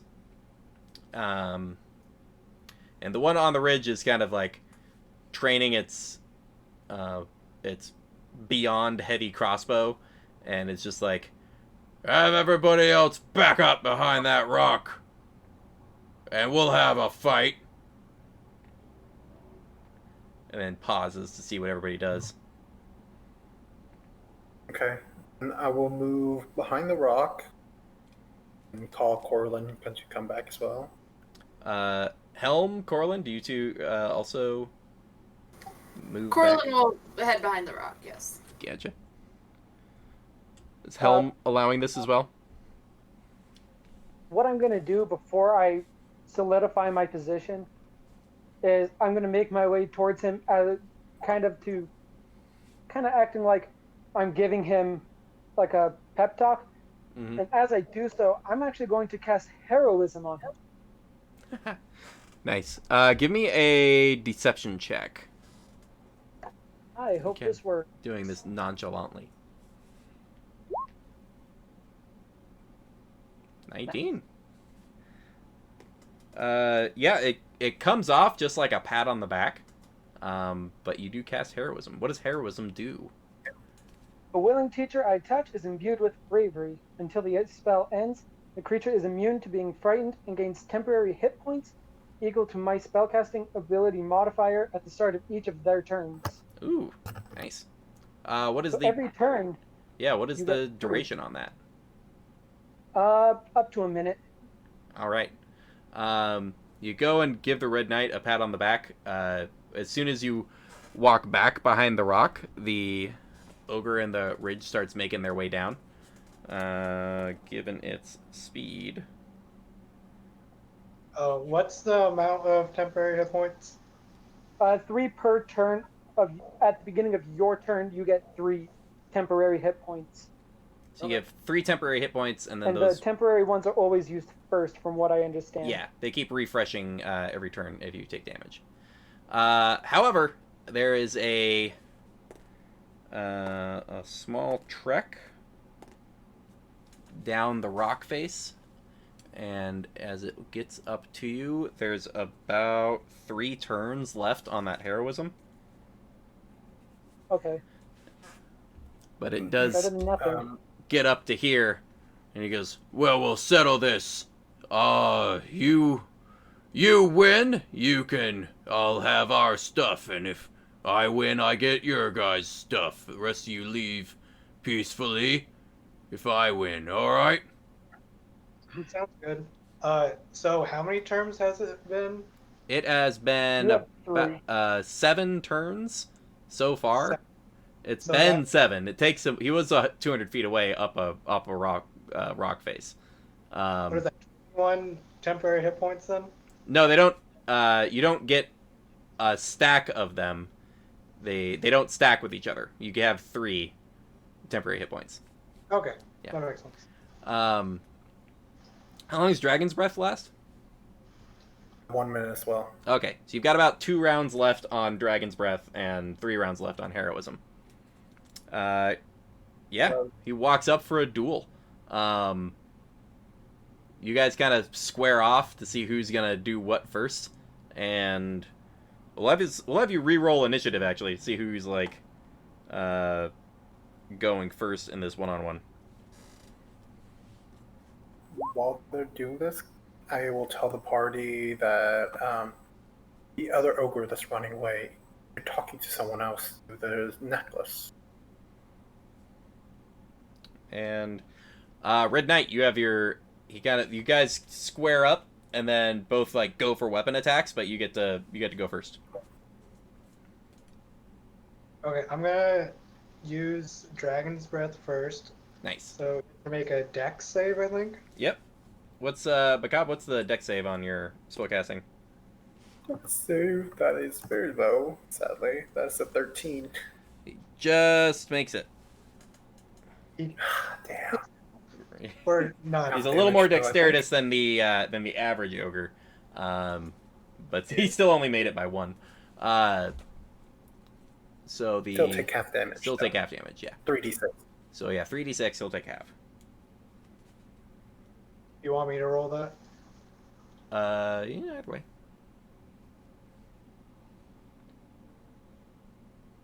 Let's have we can have Bakab roll it for the next Okay. time. So 14 halved to 7. 7. Okay. That's. Is that a bonus action or action to do that? It would It's Action? action to do that. Gotcha. be okay. And I'm gonna action surge Nice. to get my second attack. But before I do that, I'm gonna use a bonus for fainting attack. Cool. stepping forward with the glaive. The fainting attack just gives you advantage, right? Yes. All right, attacking with advantage.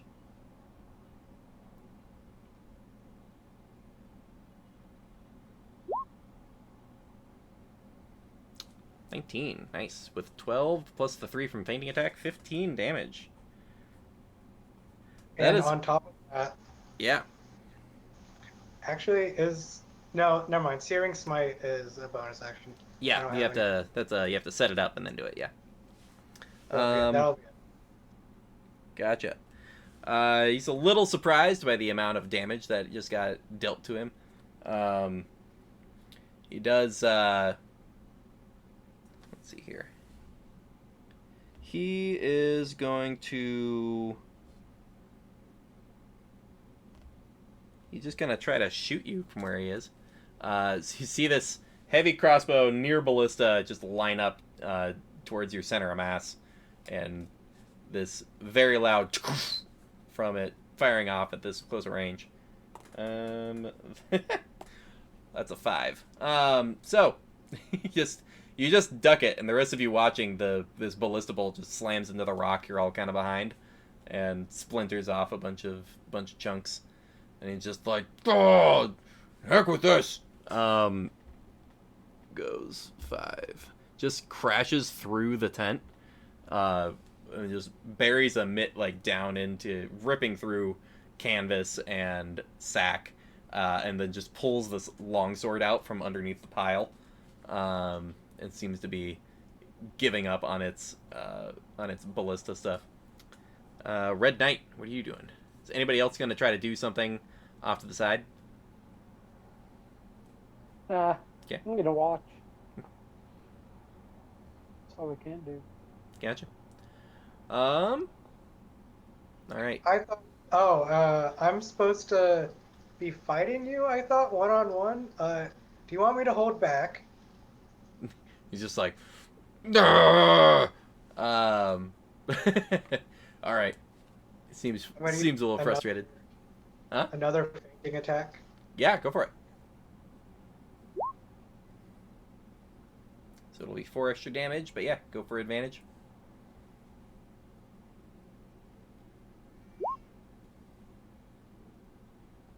All right, so 15 definitely hits, so it's 9 plus 4, 13.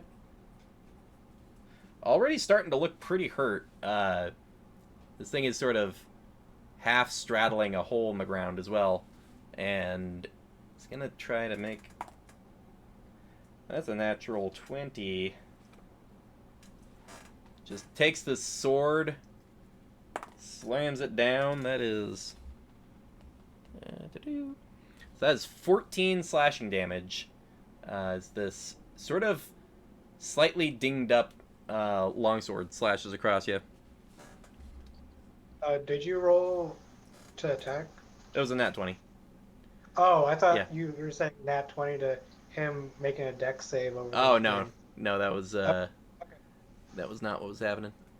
14 in total, or that was just the roll? Yeah, 14 slashing. Could have been worse because he doesn't have his normal axe. He had to take a sword out of the stash. But yeah, comes back to Red Knight. It looks like he is in a precarious position. You get the feeling if he misses, he might have to watch his footing and not fall into the hole underneath the tent. I'm just gonna attack him normally this time with my maul. Go for it. Not my glaive. Glaive, yeah.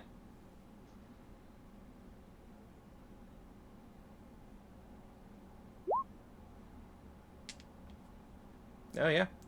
13 to hit and 13 slashing damage is excellent. Does he look pretty bad? Yeah, he looks pretty messed up. I'm gonna use Searing Smite on this attack. I believe Searing Smite you have to cast as a bonus action. Yeah. Right? Well, it doesn't get used on the attack though. You set it up as a bonus action. It's a concentration spell. I believe, unless I'm thinking of something else. Hold up. I've got a card right here. Next time you hit a creature with a melee weapon attack during the spell's duration, it does Right. not appear. So it's not as part of a hit. It is a cast and then start attacking. Huh? Could I have done it before? You could have. Like, in this turn? I would say it's I don't usually allow it, but it's the first time we're dealing with it, so yeah, we'll say yeah. I thought it was on a hit or something. Right, yeah. All right. Next time we'll need you to. No, my smites are on a hit. Right. That is actually, yeah, that's a weird way for that to be phrased in the books because smites are usually a. Yeah, that's what I'm thinking. Because yeah, in class features, they're a reaction to hitting, whereas the spells are all cast and then concentrate on. All right, so we'll enforce it normally next time, but for this time, yeah, go ahead and roll your 2d6 fire damage.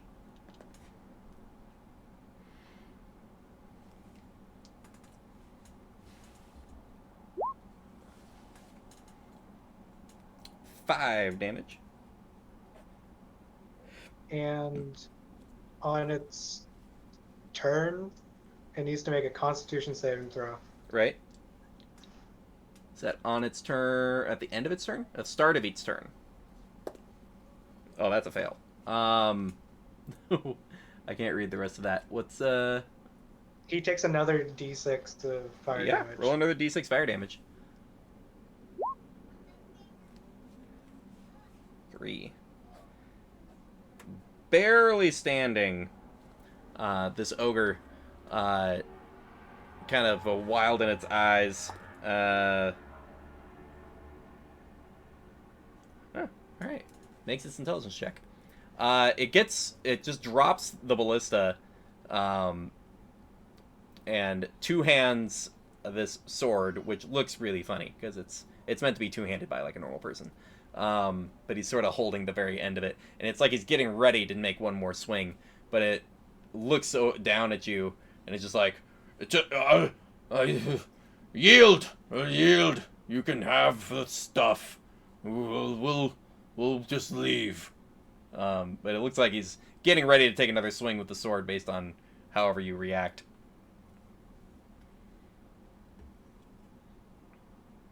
Is it my turn now? Did Yes. he not? Okay. I'm gonna say, well, the way you're holding that sword doesn't seem like you actually want me to yield. So I'm gonna go for another glaive attack. I'm gonna use fainting. Gotcha. So you are attacking him. He is gonna take his held act. That one. Okay. Go for it. I got a feeling this is over though. So yeah, roll with advantage.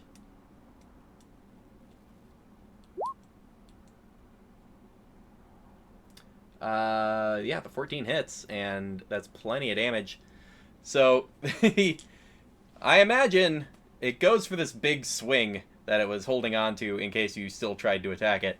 And everyone watching with a deft finesse with this glaive, you just get the back of the wrist and completely disable the hand, and the sword just falls to the ground. Within like a spinning back kick into the hole, and this ogre is just bleeding out in the hole that they have dug in the ground, covered by various pieces of canvas and tent structure. Is he on top of all of the stuff that was in the...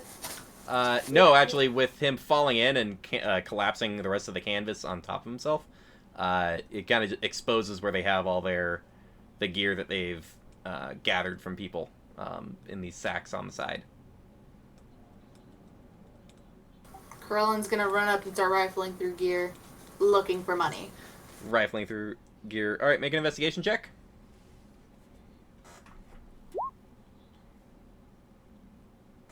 15. You do find, looks like there's a coin that has been sorted into 3 different pouches. There is a pouch with copper pieces, a pouch with silver pieces, and a pouch with gold pieces. It's like the gold pieces is the least heavy of the 3.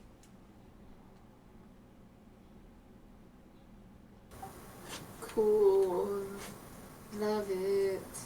With you still concentrating on suggestion, but knowing you've got most of a day before any consequences of that would arise, you guys can kind of take your time going through the pile of gear and coin and whatnot.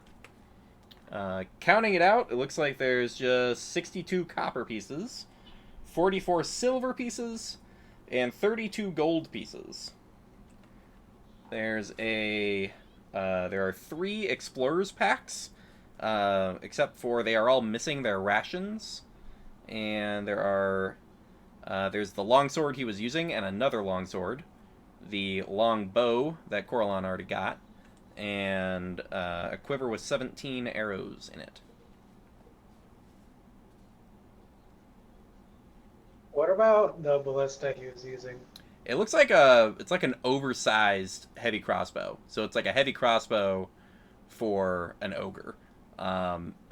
You could have it mounted, and it would be like it would be considered like a light siege weapon, one that's not great at.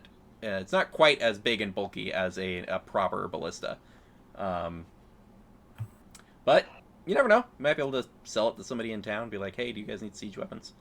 And it's not something that would be useful to you as far as firing it itself, but or you can just keep it.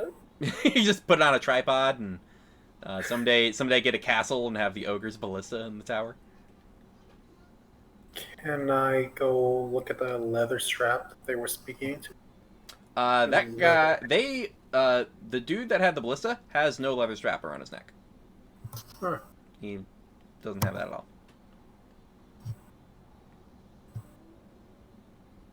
Did I see him pull out anything to communicate with the one running away? Nope. Looking him over, he's got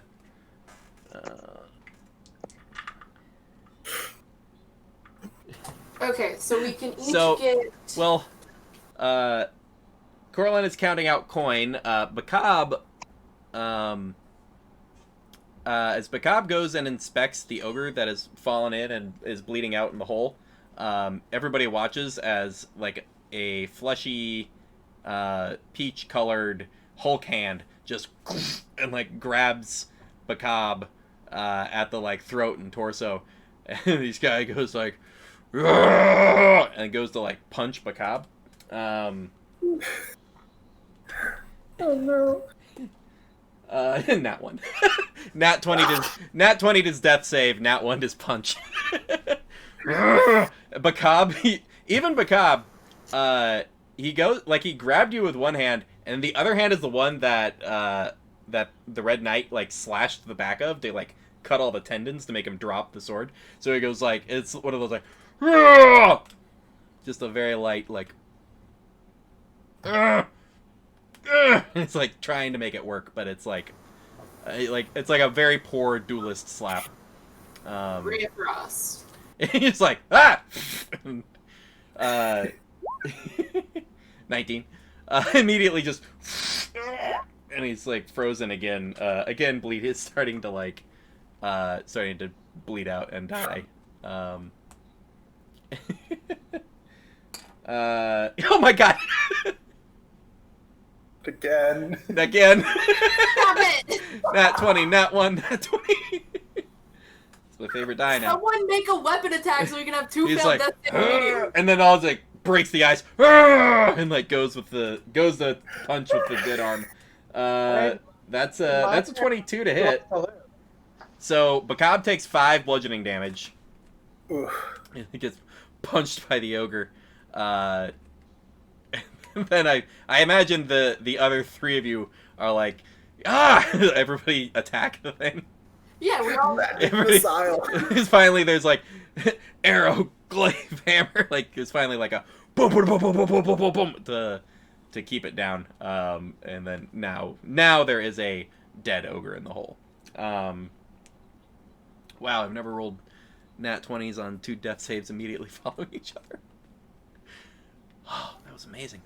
So we each get 12 copper pieces with 2 being left over, 6 gold pieces with 2 being left over, and 8 silver pieces, with 4 being left over.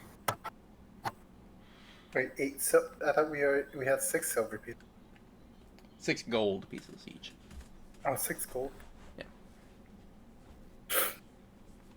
Yeah, 6 gold each, 8 silver each, 12 copper each, and then there's a little bit left over. That's taking Sehanine into account as well. So there's 2 extra gold, 4 extra silver, and 2 extra copper. You could just pick somebody to get the extra coin on this one, and just say Corlin takes the pockets the extra coin, and will probably buy dinner later. Yeah, I want good food. There you go. All right.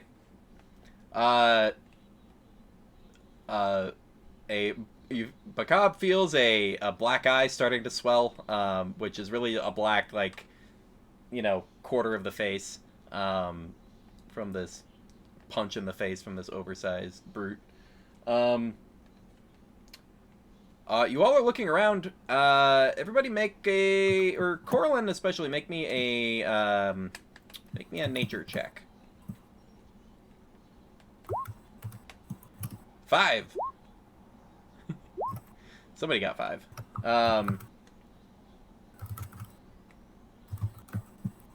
So,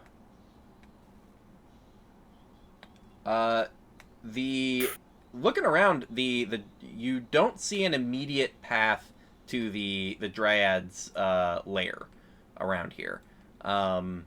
There's not like an obvious, like, she's like watching or something, from the distance, and you don't see like any kind of like heart tree or anything that it would be anchored to. So you don't have any kind of like view of where that would be in this area. I would say the Red Knight does take a look over and find a spot of like loose dirt, where it looks like something may have been buried.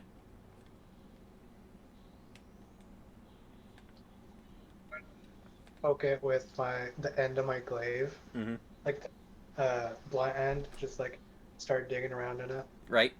You get down a good foot doing that. It's pretty loose dirt, like it's been recently shoveled here. So you get down like a foot or two. You don't feel much, and then you finally like you shove it in, and you feel like you hit something besides dirt, which is probably about 3 feet down. Although you guys would have to like get in there with something to like scrape away dirt if you wanted to tell what's going on. Corlin will run over and like start using their hands to like dig dirt out. Good.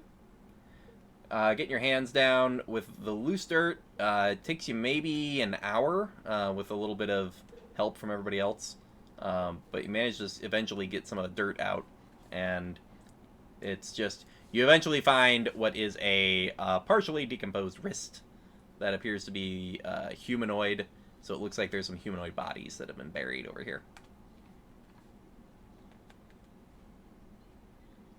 How recent did it seem the dirt was? Like, just recently it got covered up?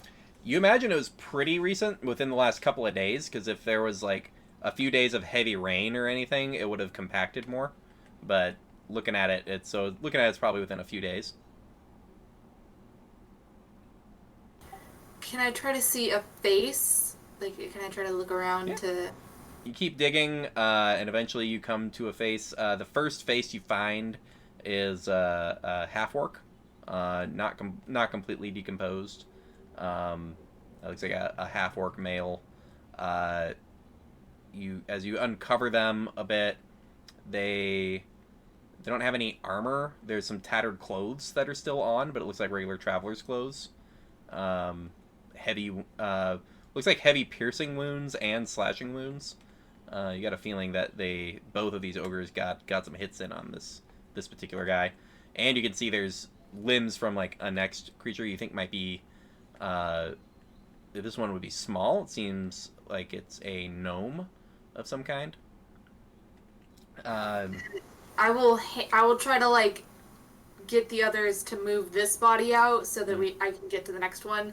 Pretty much just trying to get as many people as I can find out of Right. this hole so we can take them back to town. All of you guys working together, it's relatively short work to uncover these bodies, and they're not incredibly decomposed. It's been, it's been maybe 3-4 days. There's the half orc that you lay out, a very fit individual, seems like kind of the muscle of the group. There is this gnome, and it seems like Bakab especially recognizes like wizard robes, flowing robes meant for casting spells and things. Again, heavy wounds though to the piercing and slashing. No gear to speak of on either of them. And then finally, there's a figure. Is a human woman who, same treatment. Traveler's clothes on, but apparently strikes that look like they went through armor, and similar to strikes, the strikes on the half orc don't look like they went through armor, but the ones on the human woman look like they went through some kind of armor. But she was ultimately killed, and they don't have any other gear on them to speak of. The human woman does have a tattoo on her wrist of a it just looks like a sun, like just the outline of a sun tattooed on the wrist. We should bring them back to town so that their families can bury them. Well, I agree. are they from around here, or were they adventurers?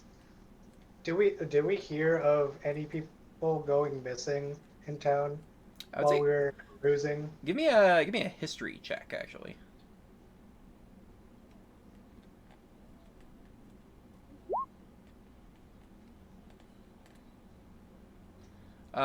It seems pretty obvious from looking at them that this is an adventuring group.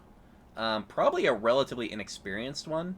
They're like given their age range, the quality of gear that at least that you guys have found is just like a basic semi-used weapons. You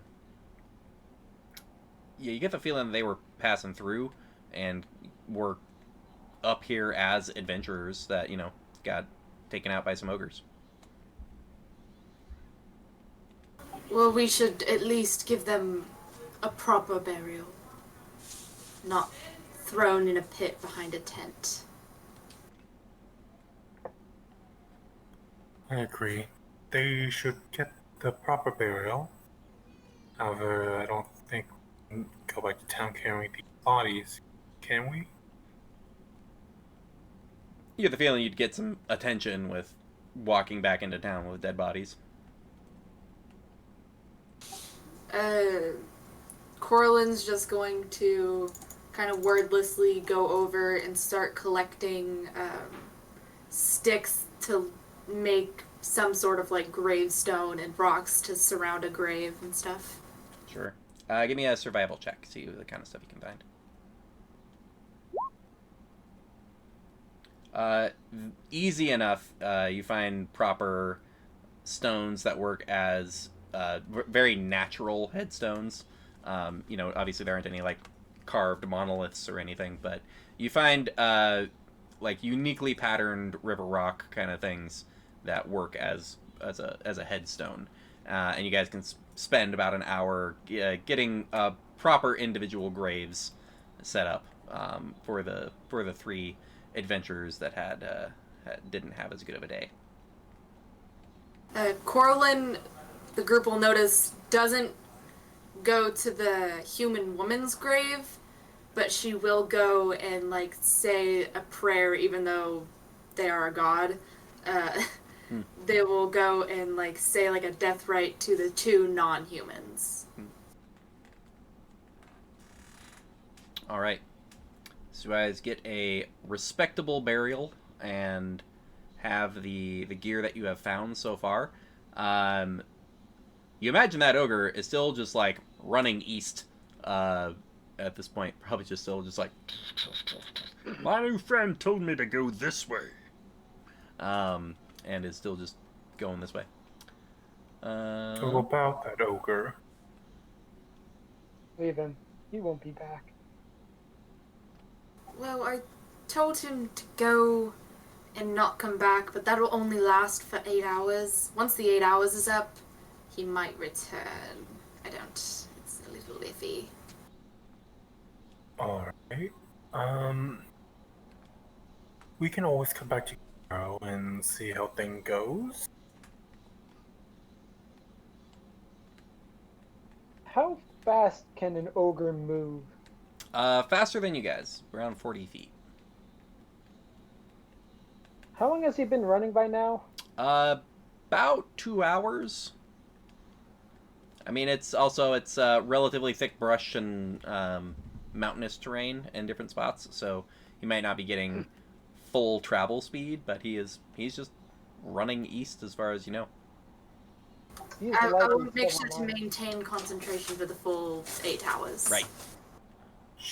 By the time the spell ends, he may be too lost to get back. Should we prepare some traps just in case? I mean, the other one was pretty easy to deal with as long as he wasn't here. So I imagine if he does come back, it wouldn't be that hard to dispatch him as well.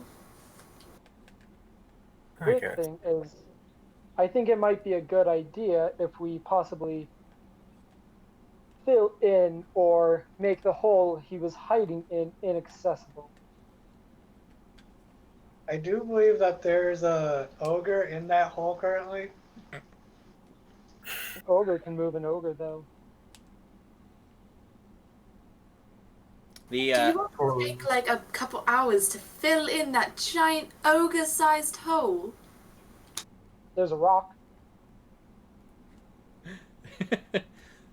So is Helm going to begin the process of moving the rock up onto the body of the ogre? No. No. Okay. Even I'm not that persistent. Right. Yeah. So you guys are in a situation where you could try to get back to town. Anything else you want to actually do before heading out? We should probably go to town. All right. Unless Guys get if you have any. You all get marching. There nothing eventful happens on your way back. You would be getting back in the given all the travel and everything. You're getting back at dark, basically. You're hitting the edge of town as the sun is fully beyond the horizon. Getting pretty hungry as you guys have not had a chance to really eat on the road. You could head back to the tavern where you were to meet Iya for your coin in reward for the mission accomplished kind of thing. Or you can hit your makeshift dwelling for rest and basic foods. I don't think we should tell her that the job's done until we know that both of the ogres have been dispatched. Because what if she heads there and then in 8 hours he comes back? That's true. I agree with that. Okay. So you guys are gonna To eat. and you guys have what work as basic rations back at your dwelling space. So you do pass by your dwelling space no matter what you're doing. So as you approach, you do see a somewhat impatient carpenter who's looking around and sees you all approaching. Goes, "Oh, good, okay. I didn't want to leave the key in the door," and hands over looks like a small brass key. And he nods as he starts to get his cart up to get out of there. We forgot to go get a cat. We should eat and then go get a cat. Actually, I can solve our problem. That for us. I want a cat. I can give you a cat. And I will give you a cat. I just need 10 minutes and some incense, herbs, and charcoal. Well, not a fey cat, a real cat. I've had my deal with fey creatures. I haven't had, like, a real animal in... I don't even remember how long. I would go to the Feywild every day. Would I be able to go find that carpenter and possibly ask about extra keys being made? Yeah, he's not that far. He's just like, that's not something I do. I bought that lock. General goods store will have them for you. Well, Okay. give I'm gonna him. make my way to the general goods. Okay. So Helm just starts heading to the general goods store. You guys following? No, Corellin is going to the northeast part of town where he said that there's cats. Sure. All right. You can actually grab one of those ration hardtacks and just eat it. You don't have to like sit and prepare it. Corellin will take one of the sweet ones because savory is gross. I'm just gonna grab one. Okay. Not even caring. I'll do the same, except I'll start heading off to buy the necessary material to use Find Familiar.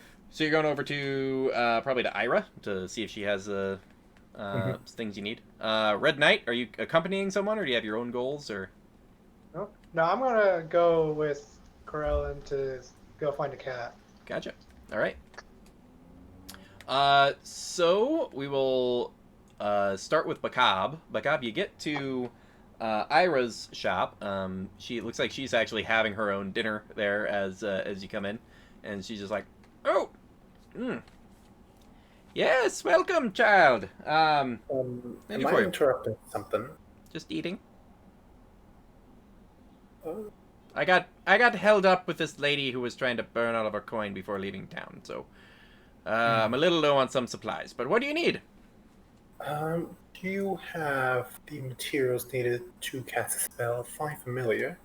Yes, yeah, charcoal and incense and a little brazier.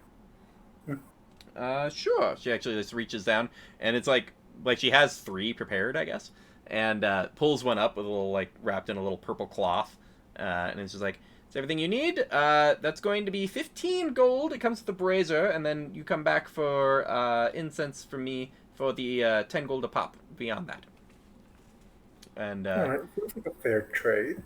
yes. And her the 15 gold. Nice. So you have the brass brazier that you need to do the spell over and over, and everything you need to do the ritual. Are you gonna? You could do that right here, or you could head back to the dwelling, or whatever you want to do. I'll go back to the dwelling and then do it. Gotcha. Do that. And Helm, you do find a general goods store.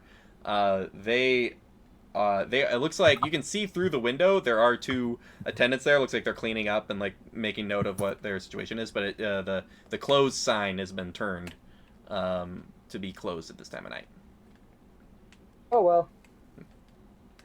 And crossing town, the Red Knight and Corellin go along. There's an interesting atmosphere as people. This is a relatively high magic kind of area. There's mostly high elves, and all of them have a cantrip that they can just do as part of their upbringing. And so a lot of them have like dancing light spells that they're putting up to make their walk through the area easier.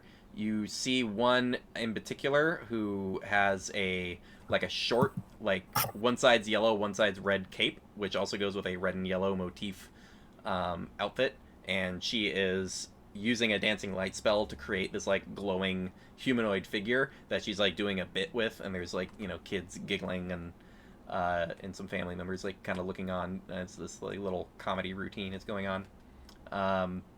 As you cross town, and you are looking for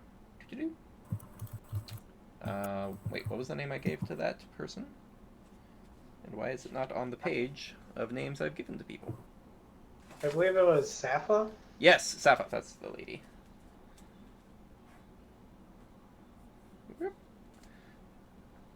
So you see what looks weirdly like a small house with like cages all over it.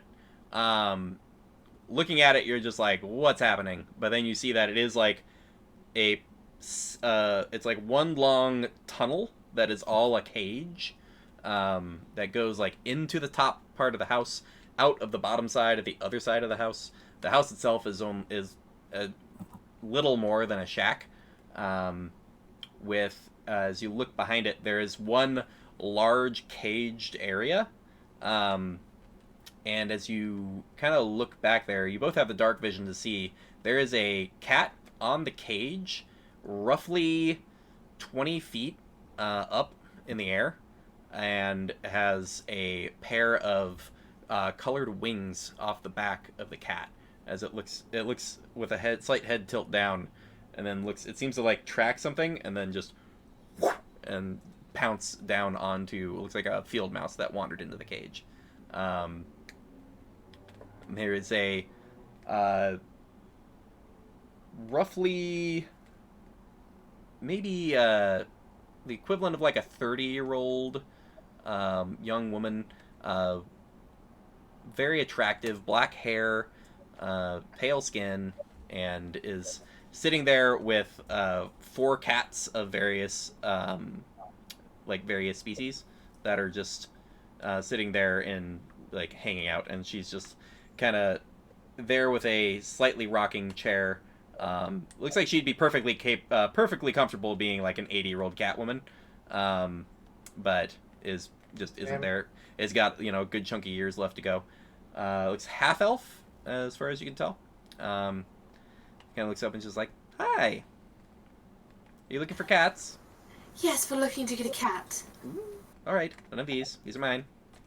And she points to the 4 that are like right around her, and she's just like, "Nico, no!" And then you see a very fuzzy cat that has like pounced on a smaller cat and is just like backs away, and then like lets the kitten like run off. I was wondering about that winged cat. Ooh, yes, I love those. I have been breeding those for a little while. They're a little harder to train, but they are obviously there's an undescribable factor to a flying cat. It's 100 gold pieces for one that is ready to find a home. It is 3 gold for a simple kitten, and then there's 5 gold for a trained mouser. And if you have the coin, you can make your selection. I can already tell, and she just looks at Coral, and it's like, I can tell you are a cat mom. Yes, definitely, yes. All right.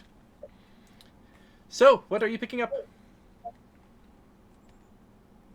So it's 100 gold just for a winged cat, and then it would be more for a trained mouser, or? There's like, you can get a kitten, and then like train it yourself for 3 gold, and you can get a trained like mouser, something that is a cat that is trained to hunt rats and mice, and like stick to a property and do their job, for 5 gold, and then it's 100 gold for these winged cats, which it looks like she's got 3 over in the large cage.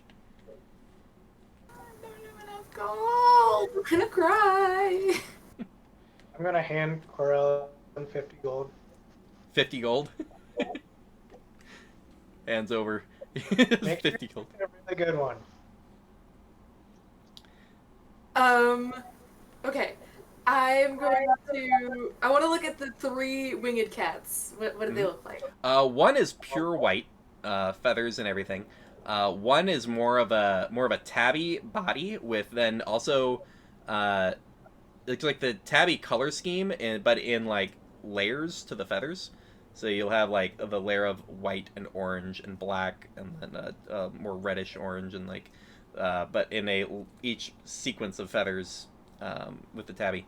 And then you can see one that's fat.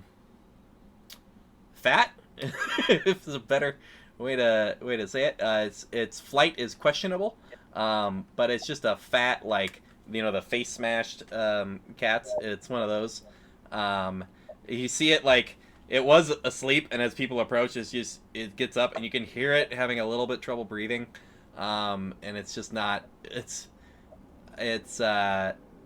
you're wondering how it got this fat, but it does technically fly if it feels like it. That one's just gray, gray coloration. I really want the white one. But the white one isn't a trained mouser, right?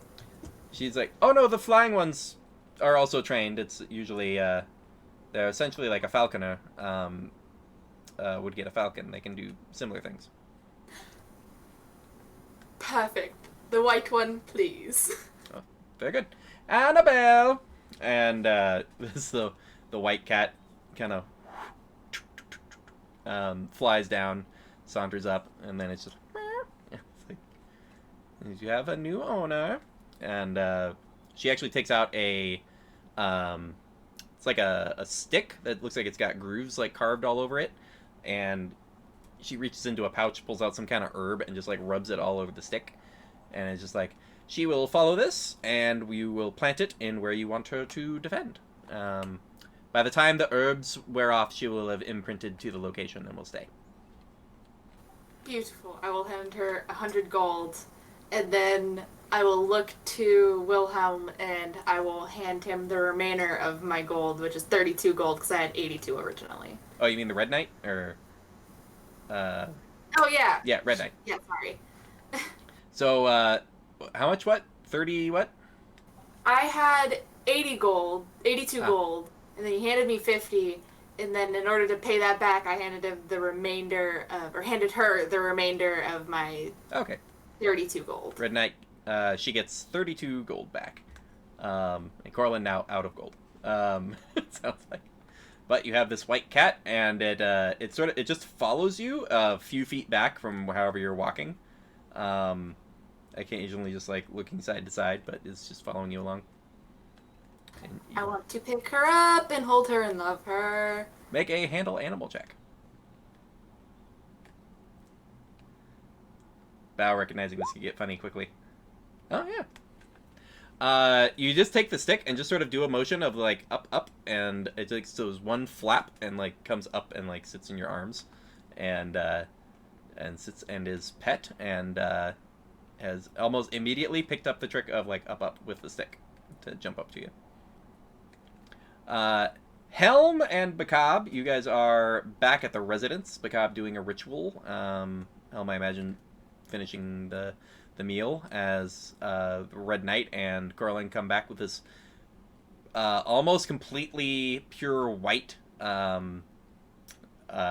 winged cat. Her name's Annabelle. Just for that, I'm making my cat albino. And then as a ritual is just being completed, in a poof of smoke, an additional completely white albino cat comes out of sauntering almost like a snake out of the smoke from this brazier, as if it's walked through a smoky portal. And you have your cat familiar. All right. There's so many cats in the house now. So many cats. All right. So for you guys get your meals, go to take a long rest. Who's keeping a watch? What? I'll take the first watch. All right. I'll take second watch with Anna. Gotcha. The cat. So the third watch with the cat. And the cat can just watch also. Like I you guess I'll just have you the can cat watch. you can pass out, and this like fey cat can just like watch what's happening. So give me a perception check, as well as a perception check from the cat, which I believe has like a +2.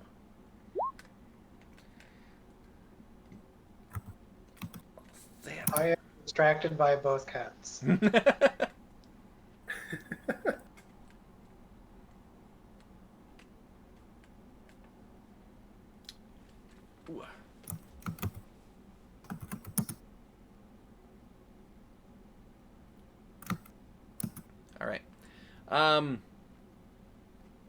There's a. I guess I can also roll for the other thing. All right. Wrong command. Ah, gotcha. Um, the Oh, Red Knight +3. is sort of spacing out. You're watching the cat, and you think it's really cute how it like kind of backs up carefully and like it's low to the ground, and you're like, oh, that's cute, and then you see it just jump at the door. You you just see the cat grab something with its mouth and like pull in, and as it pulls in to like almost do like a thwap like onto the ground of whatever this like medium sized jet black rat, as it like slaps it to the ground, you just see the rat just disappear in like a puff of purple smoke. Well, that doesn't seem normal. I'm guessing you would communicate this to Coraline when you wake them up for their watch. We'll say, Coraline, give me a perception check.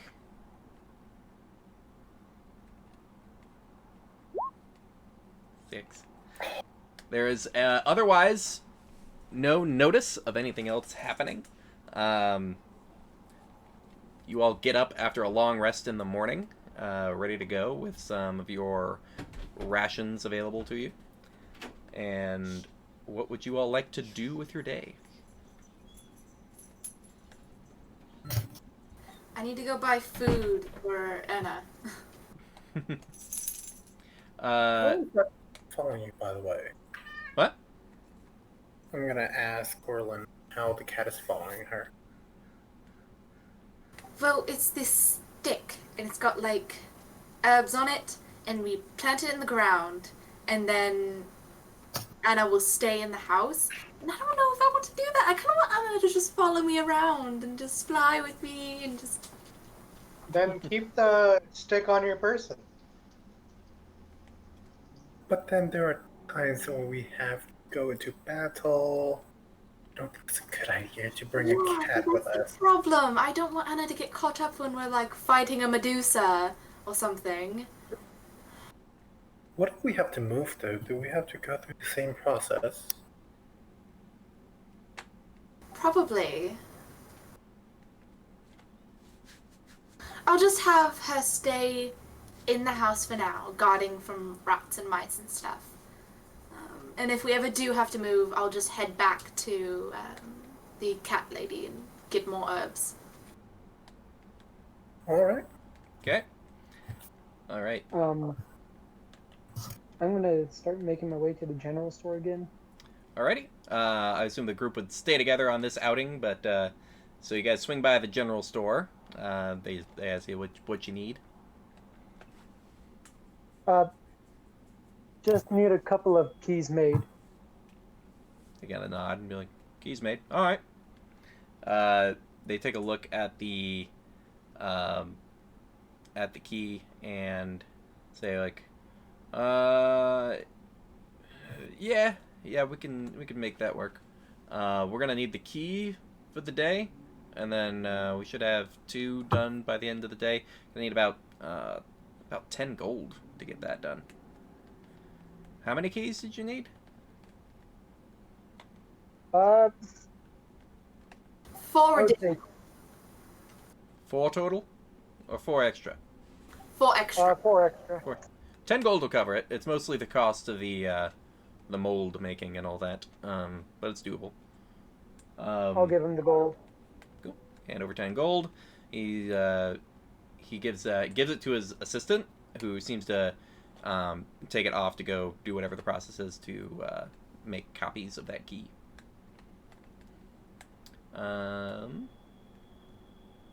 Anything else you guys need from the general store? Or are you heading over to somewhere else?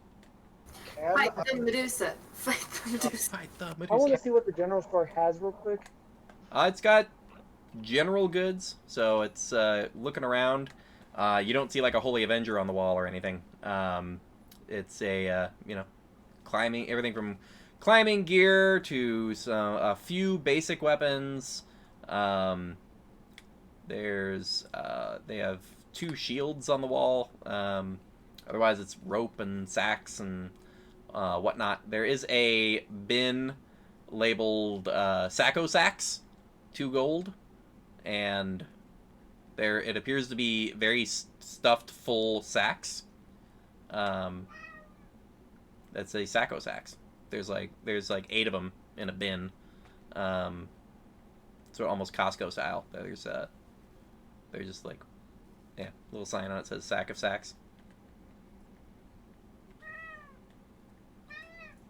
Mara, didn't you need a shield? I don't prefer to fight with shields. Worth asking. No, you're fine. Can I? Do they have carpenter's tools here? You're like, yeah, we've got a set. Would like to buy one of those. Like Cool. a set of those. It's at 8 pieces. It's at Player's Handbook prices. It's normal stuff. Also, I'm gonna see if they have any like gaming sets. They do. They have 2 like dice sets, and then they have 1 dragon chess set. I would like to buy the dragon chest set. Yeah. Price per Player's Handbook. All right, so dragon chest is 1, and carpenter's tools is 8, so 9 altogether. Yep. You pay the man.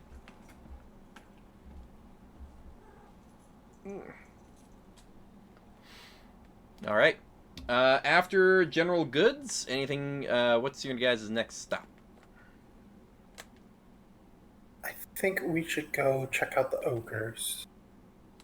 Go check on the ogres again. Yeah, it's probably a good idea before we fight the Medusa. Yep. You guys know the trek. So it's probably going to be about 4 or 5 hours for like a round trip trek out there. But you start hoofing it out that way. You see the entranceway is left how you guys left it. You find your way back to the camp. I imagine possibly approaching stealthily and things like that. But as you approach and look around, it's exactly how you left it.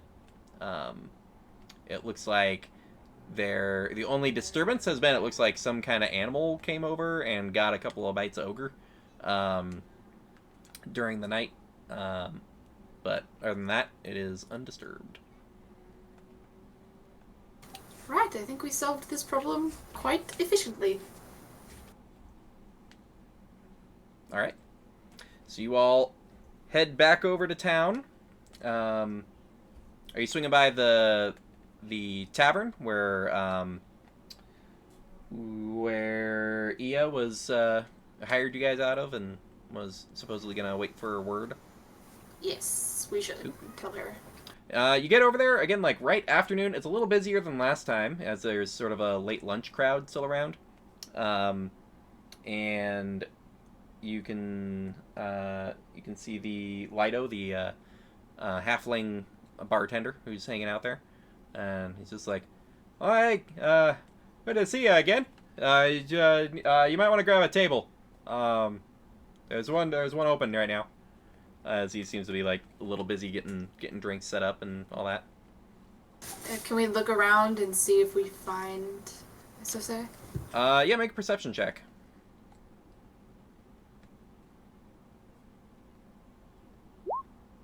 Corlin looks around. You see the figure in the corner. Looks like his main setup. He's sat slightly differently. He's not like the exact same seat as yesterday. You see him over there, but you don't see the lady, the half-elf who hired you guys.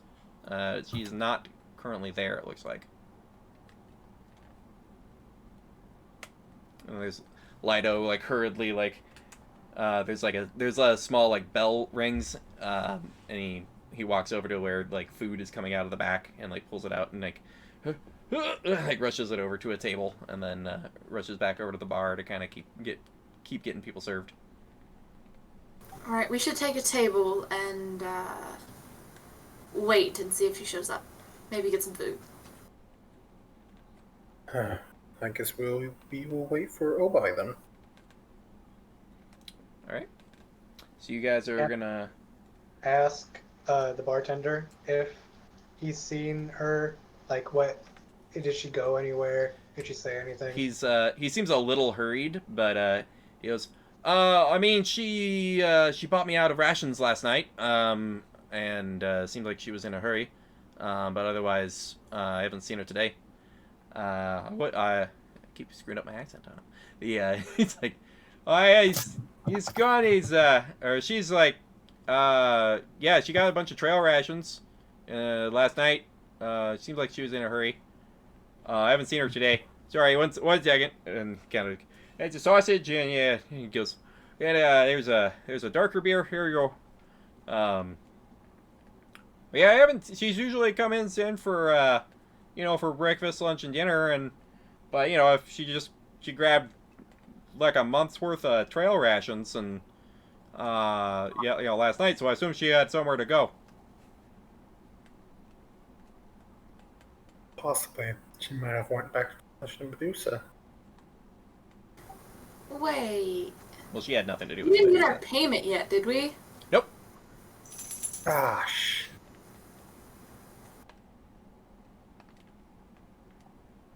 I guess we're half-elf hunting now. Yeah. You're looking for Aya, huh? I just remembered that I need to go get something from the general store, so I'm gonna head out for a little before the others to go get it. Okay. 'Cause So I I'll- completely pick up vials. Gotcha. You go. They have like 5 vials available for sale, so you can buy as many as you'd like. At PHP prices on that. So you all are kind of sitting there, a little stunned. And you can mark off like a silver for like a nice lunch, or like 5 copper for just like some basic stuff. Whichever way you feel like. But you're all kind of sitting there, slightly confused about. Like Obi is there in the corner. He's you catch a glimpse of his shining, stone eyes. But there is no sign of Iya, and she apparently grabbed like a month's worth of trail rations and took off. It's timing wise, it looks like about you can press Lido a little bit harder, and he gives you guys kind of a time frame on it. It sounds like it was around it was more like the afternoon, like maybe the late afternoon, early evening, where she came in and just grabbed was like, give me all the trail rations you have, and then also like any like bread and like things that travel well. She just grabbed them out of stock of travelable foods. Did she say anything about where she was going or why she was leaving so suddenly? I didn't press the situation, but no, not really. Come to think of it, she kept talking to herself. She kept like leaning into her coat and like she was talking to herself. So I assumed she had some kind of personal business that was dealing on, and hey, it's not mine. Was she in cahoot with the ogre? She was totally talking to the ogre. Did she send us there to like die? What? There's a sudden connection in a party of early adventurers being sent to supposedly confront a single ogre, with an additional ogre hiding in the shadows with like a near ballista. Make an insight check. See how much you suspect this situation. I think she's For believable. Coraline. The thought occurs to Coraline, but you're like, no, she couldn't have. She's one of your children. And she's not one of the like drow, she's not one of the Underdark children. She's one of your actual children. The Red Knight, and Bakab kind of looks over at the Red Knight, and she looks back at Bakab, and they both kind of look at each other like, she set us up to die in the forest to take our stuff.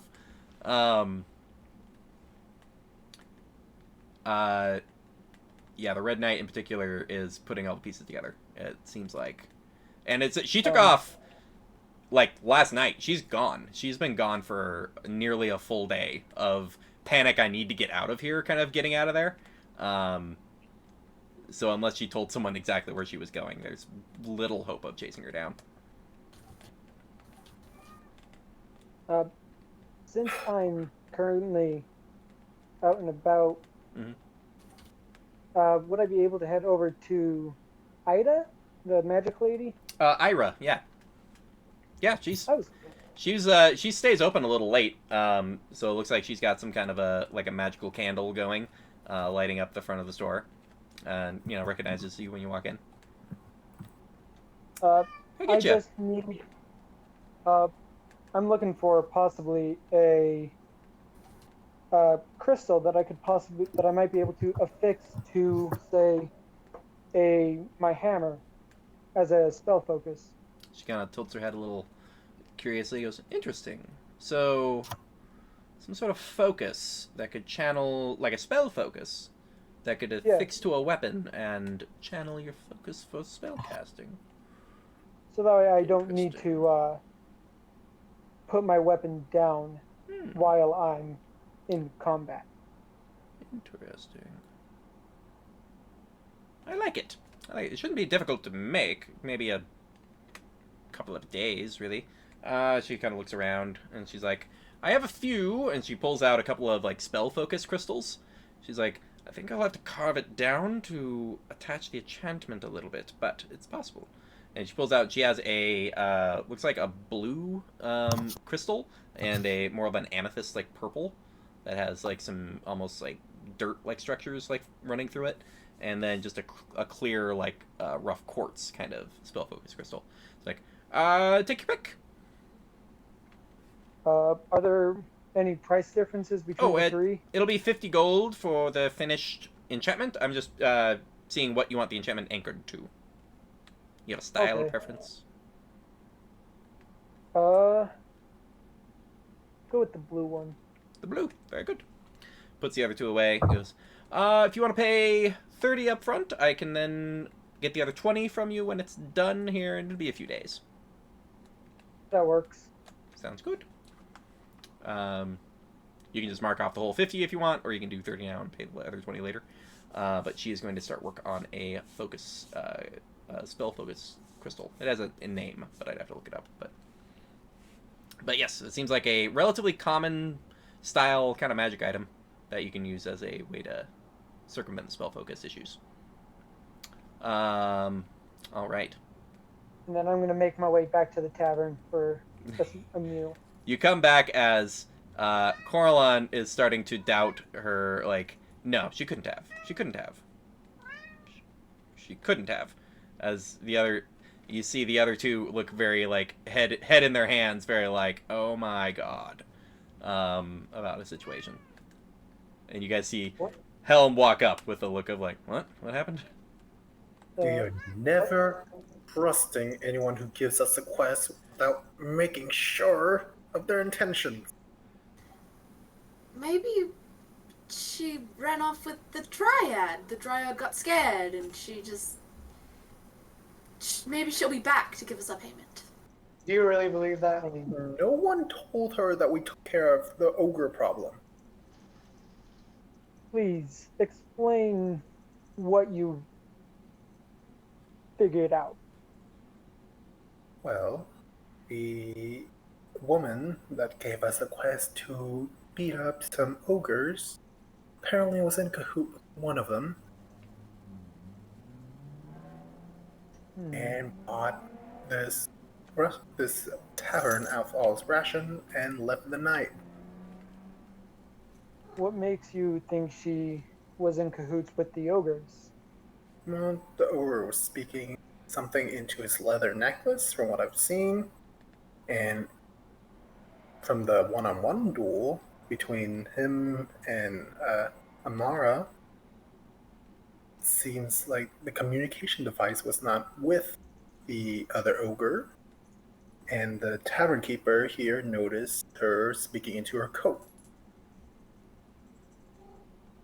which pretty suspicious. Ira did seem possibly slightly low on supply of some magic items. Well, God, see, now I told you that I had some favorite children. She just quickly dropped in the rankings of my favorite children.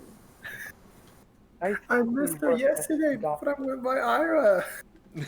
If Damn it! when we get back to godhood, she is totally getting smited. Totally. 100%. I hold grudges. I've held grudges for like 50,000 years. Smite seems a bit lenient in my opinion. Maybe I'll send her down to the Underdark with my wife. Let's have an agreement that we will never trust anyone who just willingly give us quests or give us something to do. Down payment first. Yeah, down payment. That's what we should do. We should take some money first, go do it, rest of the money when we get back. I'm gonna see if I can get a meal from the barkeep real quick. Yep. I can mark off a silver. Cat. Actually, I'm gonna get 2 just because they're smaller portions. You are well and full off of 2 silver worth of the tavern food. The lunch crowd seems to die down a little bit. Lido kind of comes over and goes, "So what's sorry I couldn't talk much earlier. I was a little busy, but what's going on with Iya and all that?" She set us up to be killed by a group of ogres. Oh. Okay. I thought she was just like a traveling quest giver. She met with like a trio of adventurers like a week ago. There was, I mean, oh no. We found them Like a half-orc and 2 others? A half-orc, a gnome, and a human. We found them in the woods. Oh. Buried in a pit behind a tent.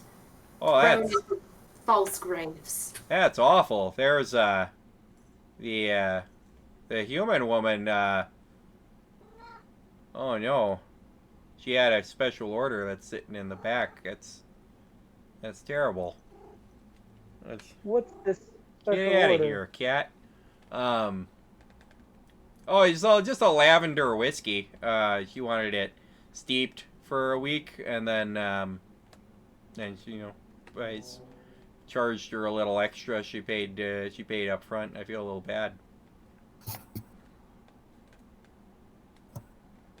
Do you know if she has any family members? She mentioned that she likes the lavender because her mom kept it in the garden. That's all I talked about. We weren't super close friends. It was like a traveling adventurer type.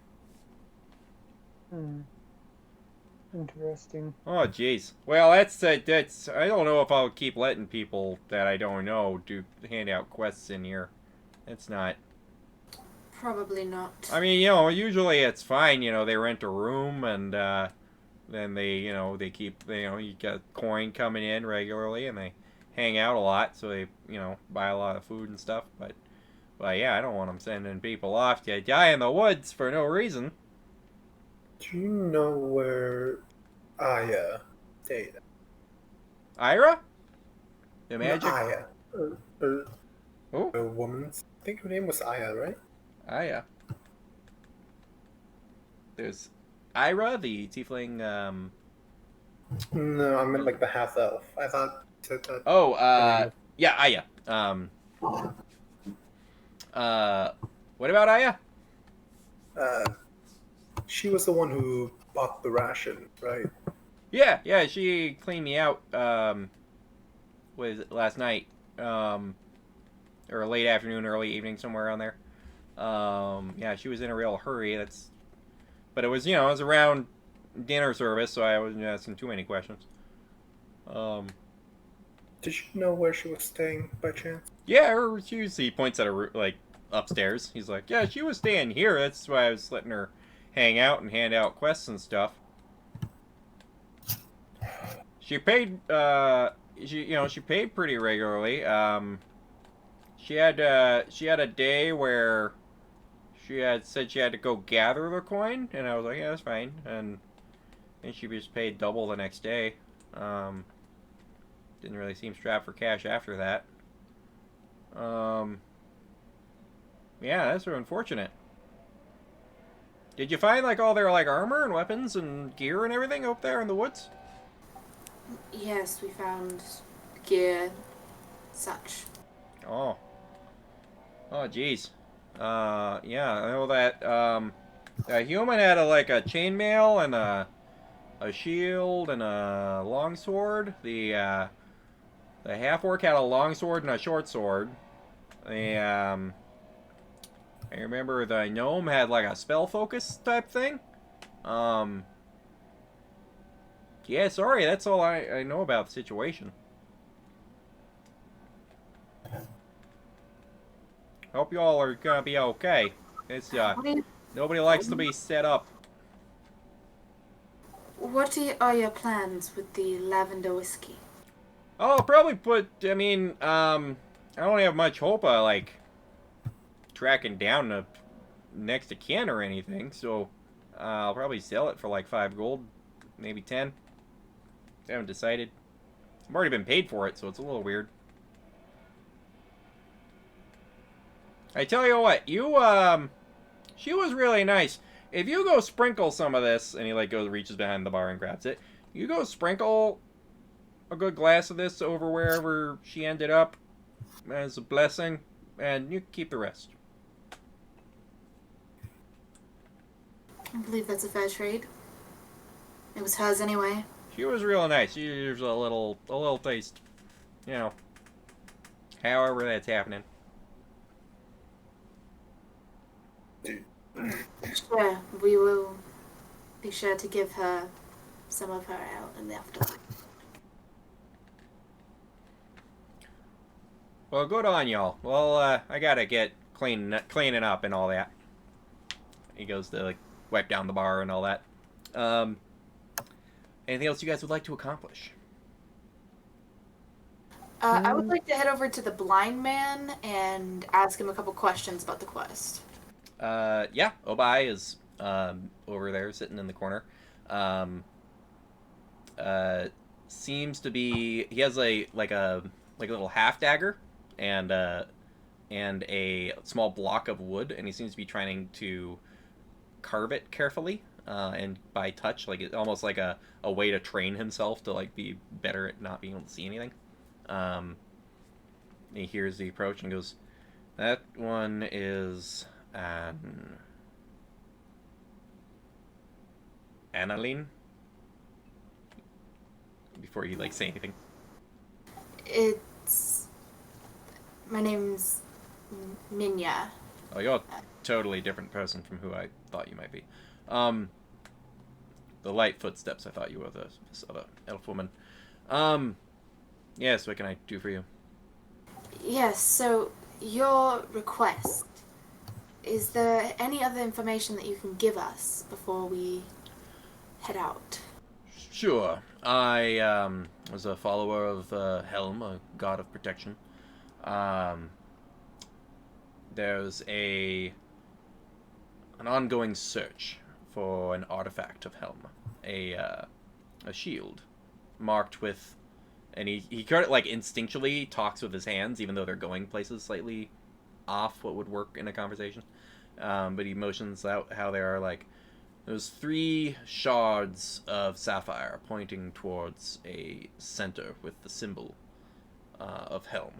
It was supposedly capable of creating an impassable barrier to protect yourself and companions, as well as temporary protections. Now, granted, this is a 1,000-plus-year-old artifact that no one has seen for many centuries, but through a lot of research from a friend of mine, I tracked it down to a temple in the mountain north of here, and was able to track it down. There's a goat path. Heads twists up the mountain a ways. It's sort of marked by these red. They almost look like tulips, except they don't seem to be seasonal. They seem to be perpetual, and they mark the path upward. I got to look at. There was a single double door that was exposed from the rock face. The whole temple seems to be buried in the side of the mountain, straight in, not built on top as you would expect. Almost seemed like it was oddly placed or carved out of the mountain. There's a series of doors all over the place. I went in with a torch and could see my immediate vicinity. There were other figures, beings cast in stone. There was... Most of them had their gear turned to stone with them, it seems. Just the smoothest, best carved statue, but knowing the Medusa's tricks, they're likely just those she felt the need to turn to stone and has not since felt the need to eat. Prefers them for her decorations. One had an axe that was runic and was not turned to stone. I suspect it's magical. I was more of a shield and sword man myself, so I didn't take the time to examine it too closely. I tried to keep my eyes down. Don't want to make eye contact with Medusa. Used the polished inside of my shield as what I thought would be an effective trick to avoid her gaze, but still keep a good eye on her. It wasn't that effective.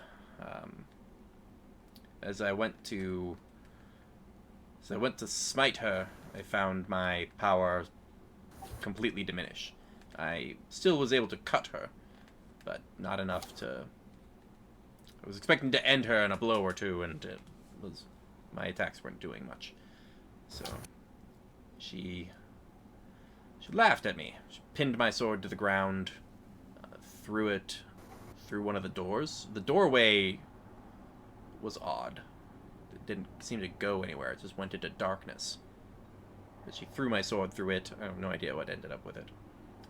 And grabbed me by the throat, stared into my eyes, laughed at my misfortune, and said I should find my way down the mountain without my eyes. Everything went black. She mocked me as I escaped. I made it down the goat path without falling to my doom, and I found luckily there was a farmer nearby who spotted me wandering through the field and brought me back to town. Basically living off my coin from previous years adventuring until I figure out what to do. If I get my eyes back, I might be able to do something at least. Can I make an insight check on, like, how genuine he seems? On quest givers, because from now on you'll all be super paranoid of quest givers. you can't. Yeah. You can't just have someone try to kill us with 2 ogres and then not expect us to incite everyone. It's a character that's their whole deal, was trick adventurers to die. No, he seemed... Everything you're hearing is on the up and up. A genuine emotion of, sadness at his situation, a mild hope at, somebody coming back with the cure for his petrified eyes. And he also doesn't seem completely out of it. Like, he seems like he's in a little bit of a bout of depression, but he's doing things to try to, this carving ritual that he's doing seems to be a way at him trying to get some kind of ability back, training himself to be able to do something while blind. So he's not like, he's not completely helpless, but yeah, he seems on the up and up on the quest and all that. And he's offered 500 gold, but basically 250 gold per vial, up to the 2 vials that you guys can bring back of the saliva from the Medusa. Right. Well, If we do fail to get the saliva, the 2 vials of saliva that you need to fix your eyes, I may have a spell. Possibly could help. Although it may be difficult for one of non-magical who doesn't have magical talent to begin with. I mean, every healer in the city, and from what I heard from a friend of mine, every healer everywhere has lost their ability to take care of this kind of thing. So, What there was the spell that I was gonna teach you was to summon a fey creature that will let you borrow sights and hearing. interesting. So in the case that we were unable to obtain that, I could try to teach you it. However, I'm not sure how long, or if it's even possible for you to. There's cast a, such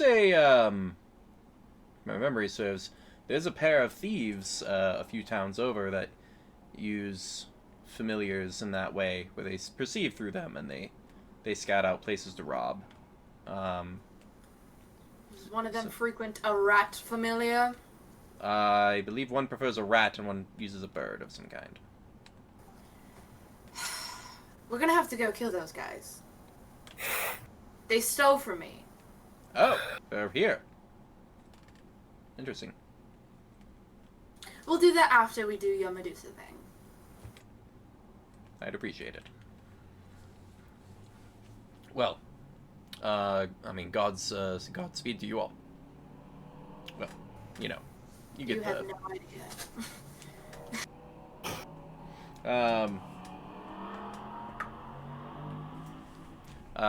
He has a kink to his eye and a tilt of the head, but he kind of nods generally to the direction you're speaking from, and yeah.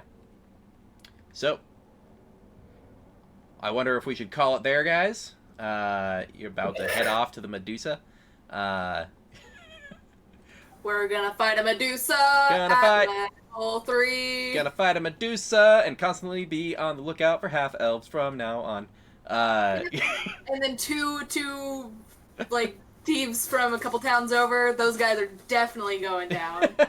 Couple of criminals making use of familiars. Once I get my 5th level spell, I'm gonna get scrying.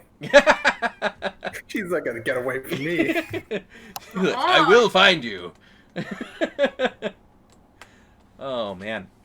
When do you think we're gonna level up? Likely when you guys complete the Medusa thingamajigs. So that is some of these other things are, I would consider side quests, as they are just like, hey, kill some ogres for me, and then it's like, sure, give me coin. That kind of stuff will get you coin, magic items kind of stuff. Progressing some story points, like tracking down god artifacts and stuff, that'll level you up pretty quick. So I wonder what artifact I left down here. Who was my champion? I don't. Oh, you will How do find you out figure eventually. that? But yeah, we will see you guys next week, which very likely will have a level up, possible dead characters because of how Medusa site works. We'll see how it goes. But yeah, I do have I have a terrain map that's probably my favorite one I've ever done, and it's been sitting there for a week and a half, and it's gonna sit there another week. It's on a nice little thing. I'm very proud of it, and I want to see it on the thing. So, but yeah, I will see you all next Saturday. Until then, gods be with you. Oh, by the way, the title of the episode was Snakes in the Grass, and that was a double meaning for Medusa and Lady who was swimming over. So, see y'all Saturday.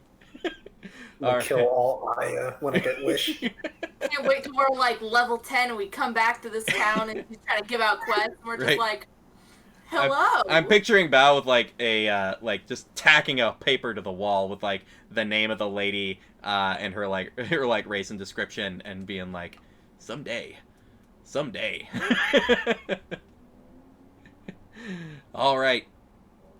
All right. Plural gods be with you. See y'all Saturday. Good on ya. Have a good week. See you next week. Bye.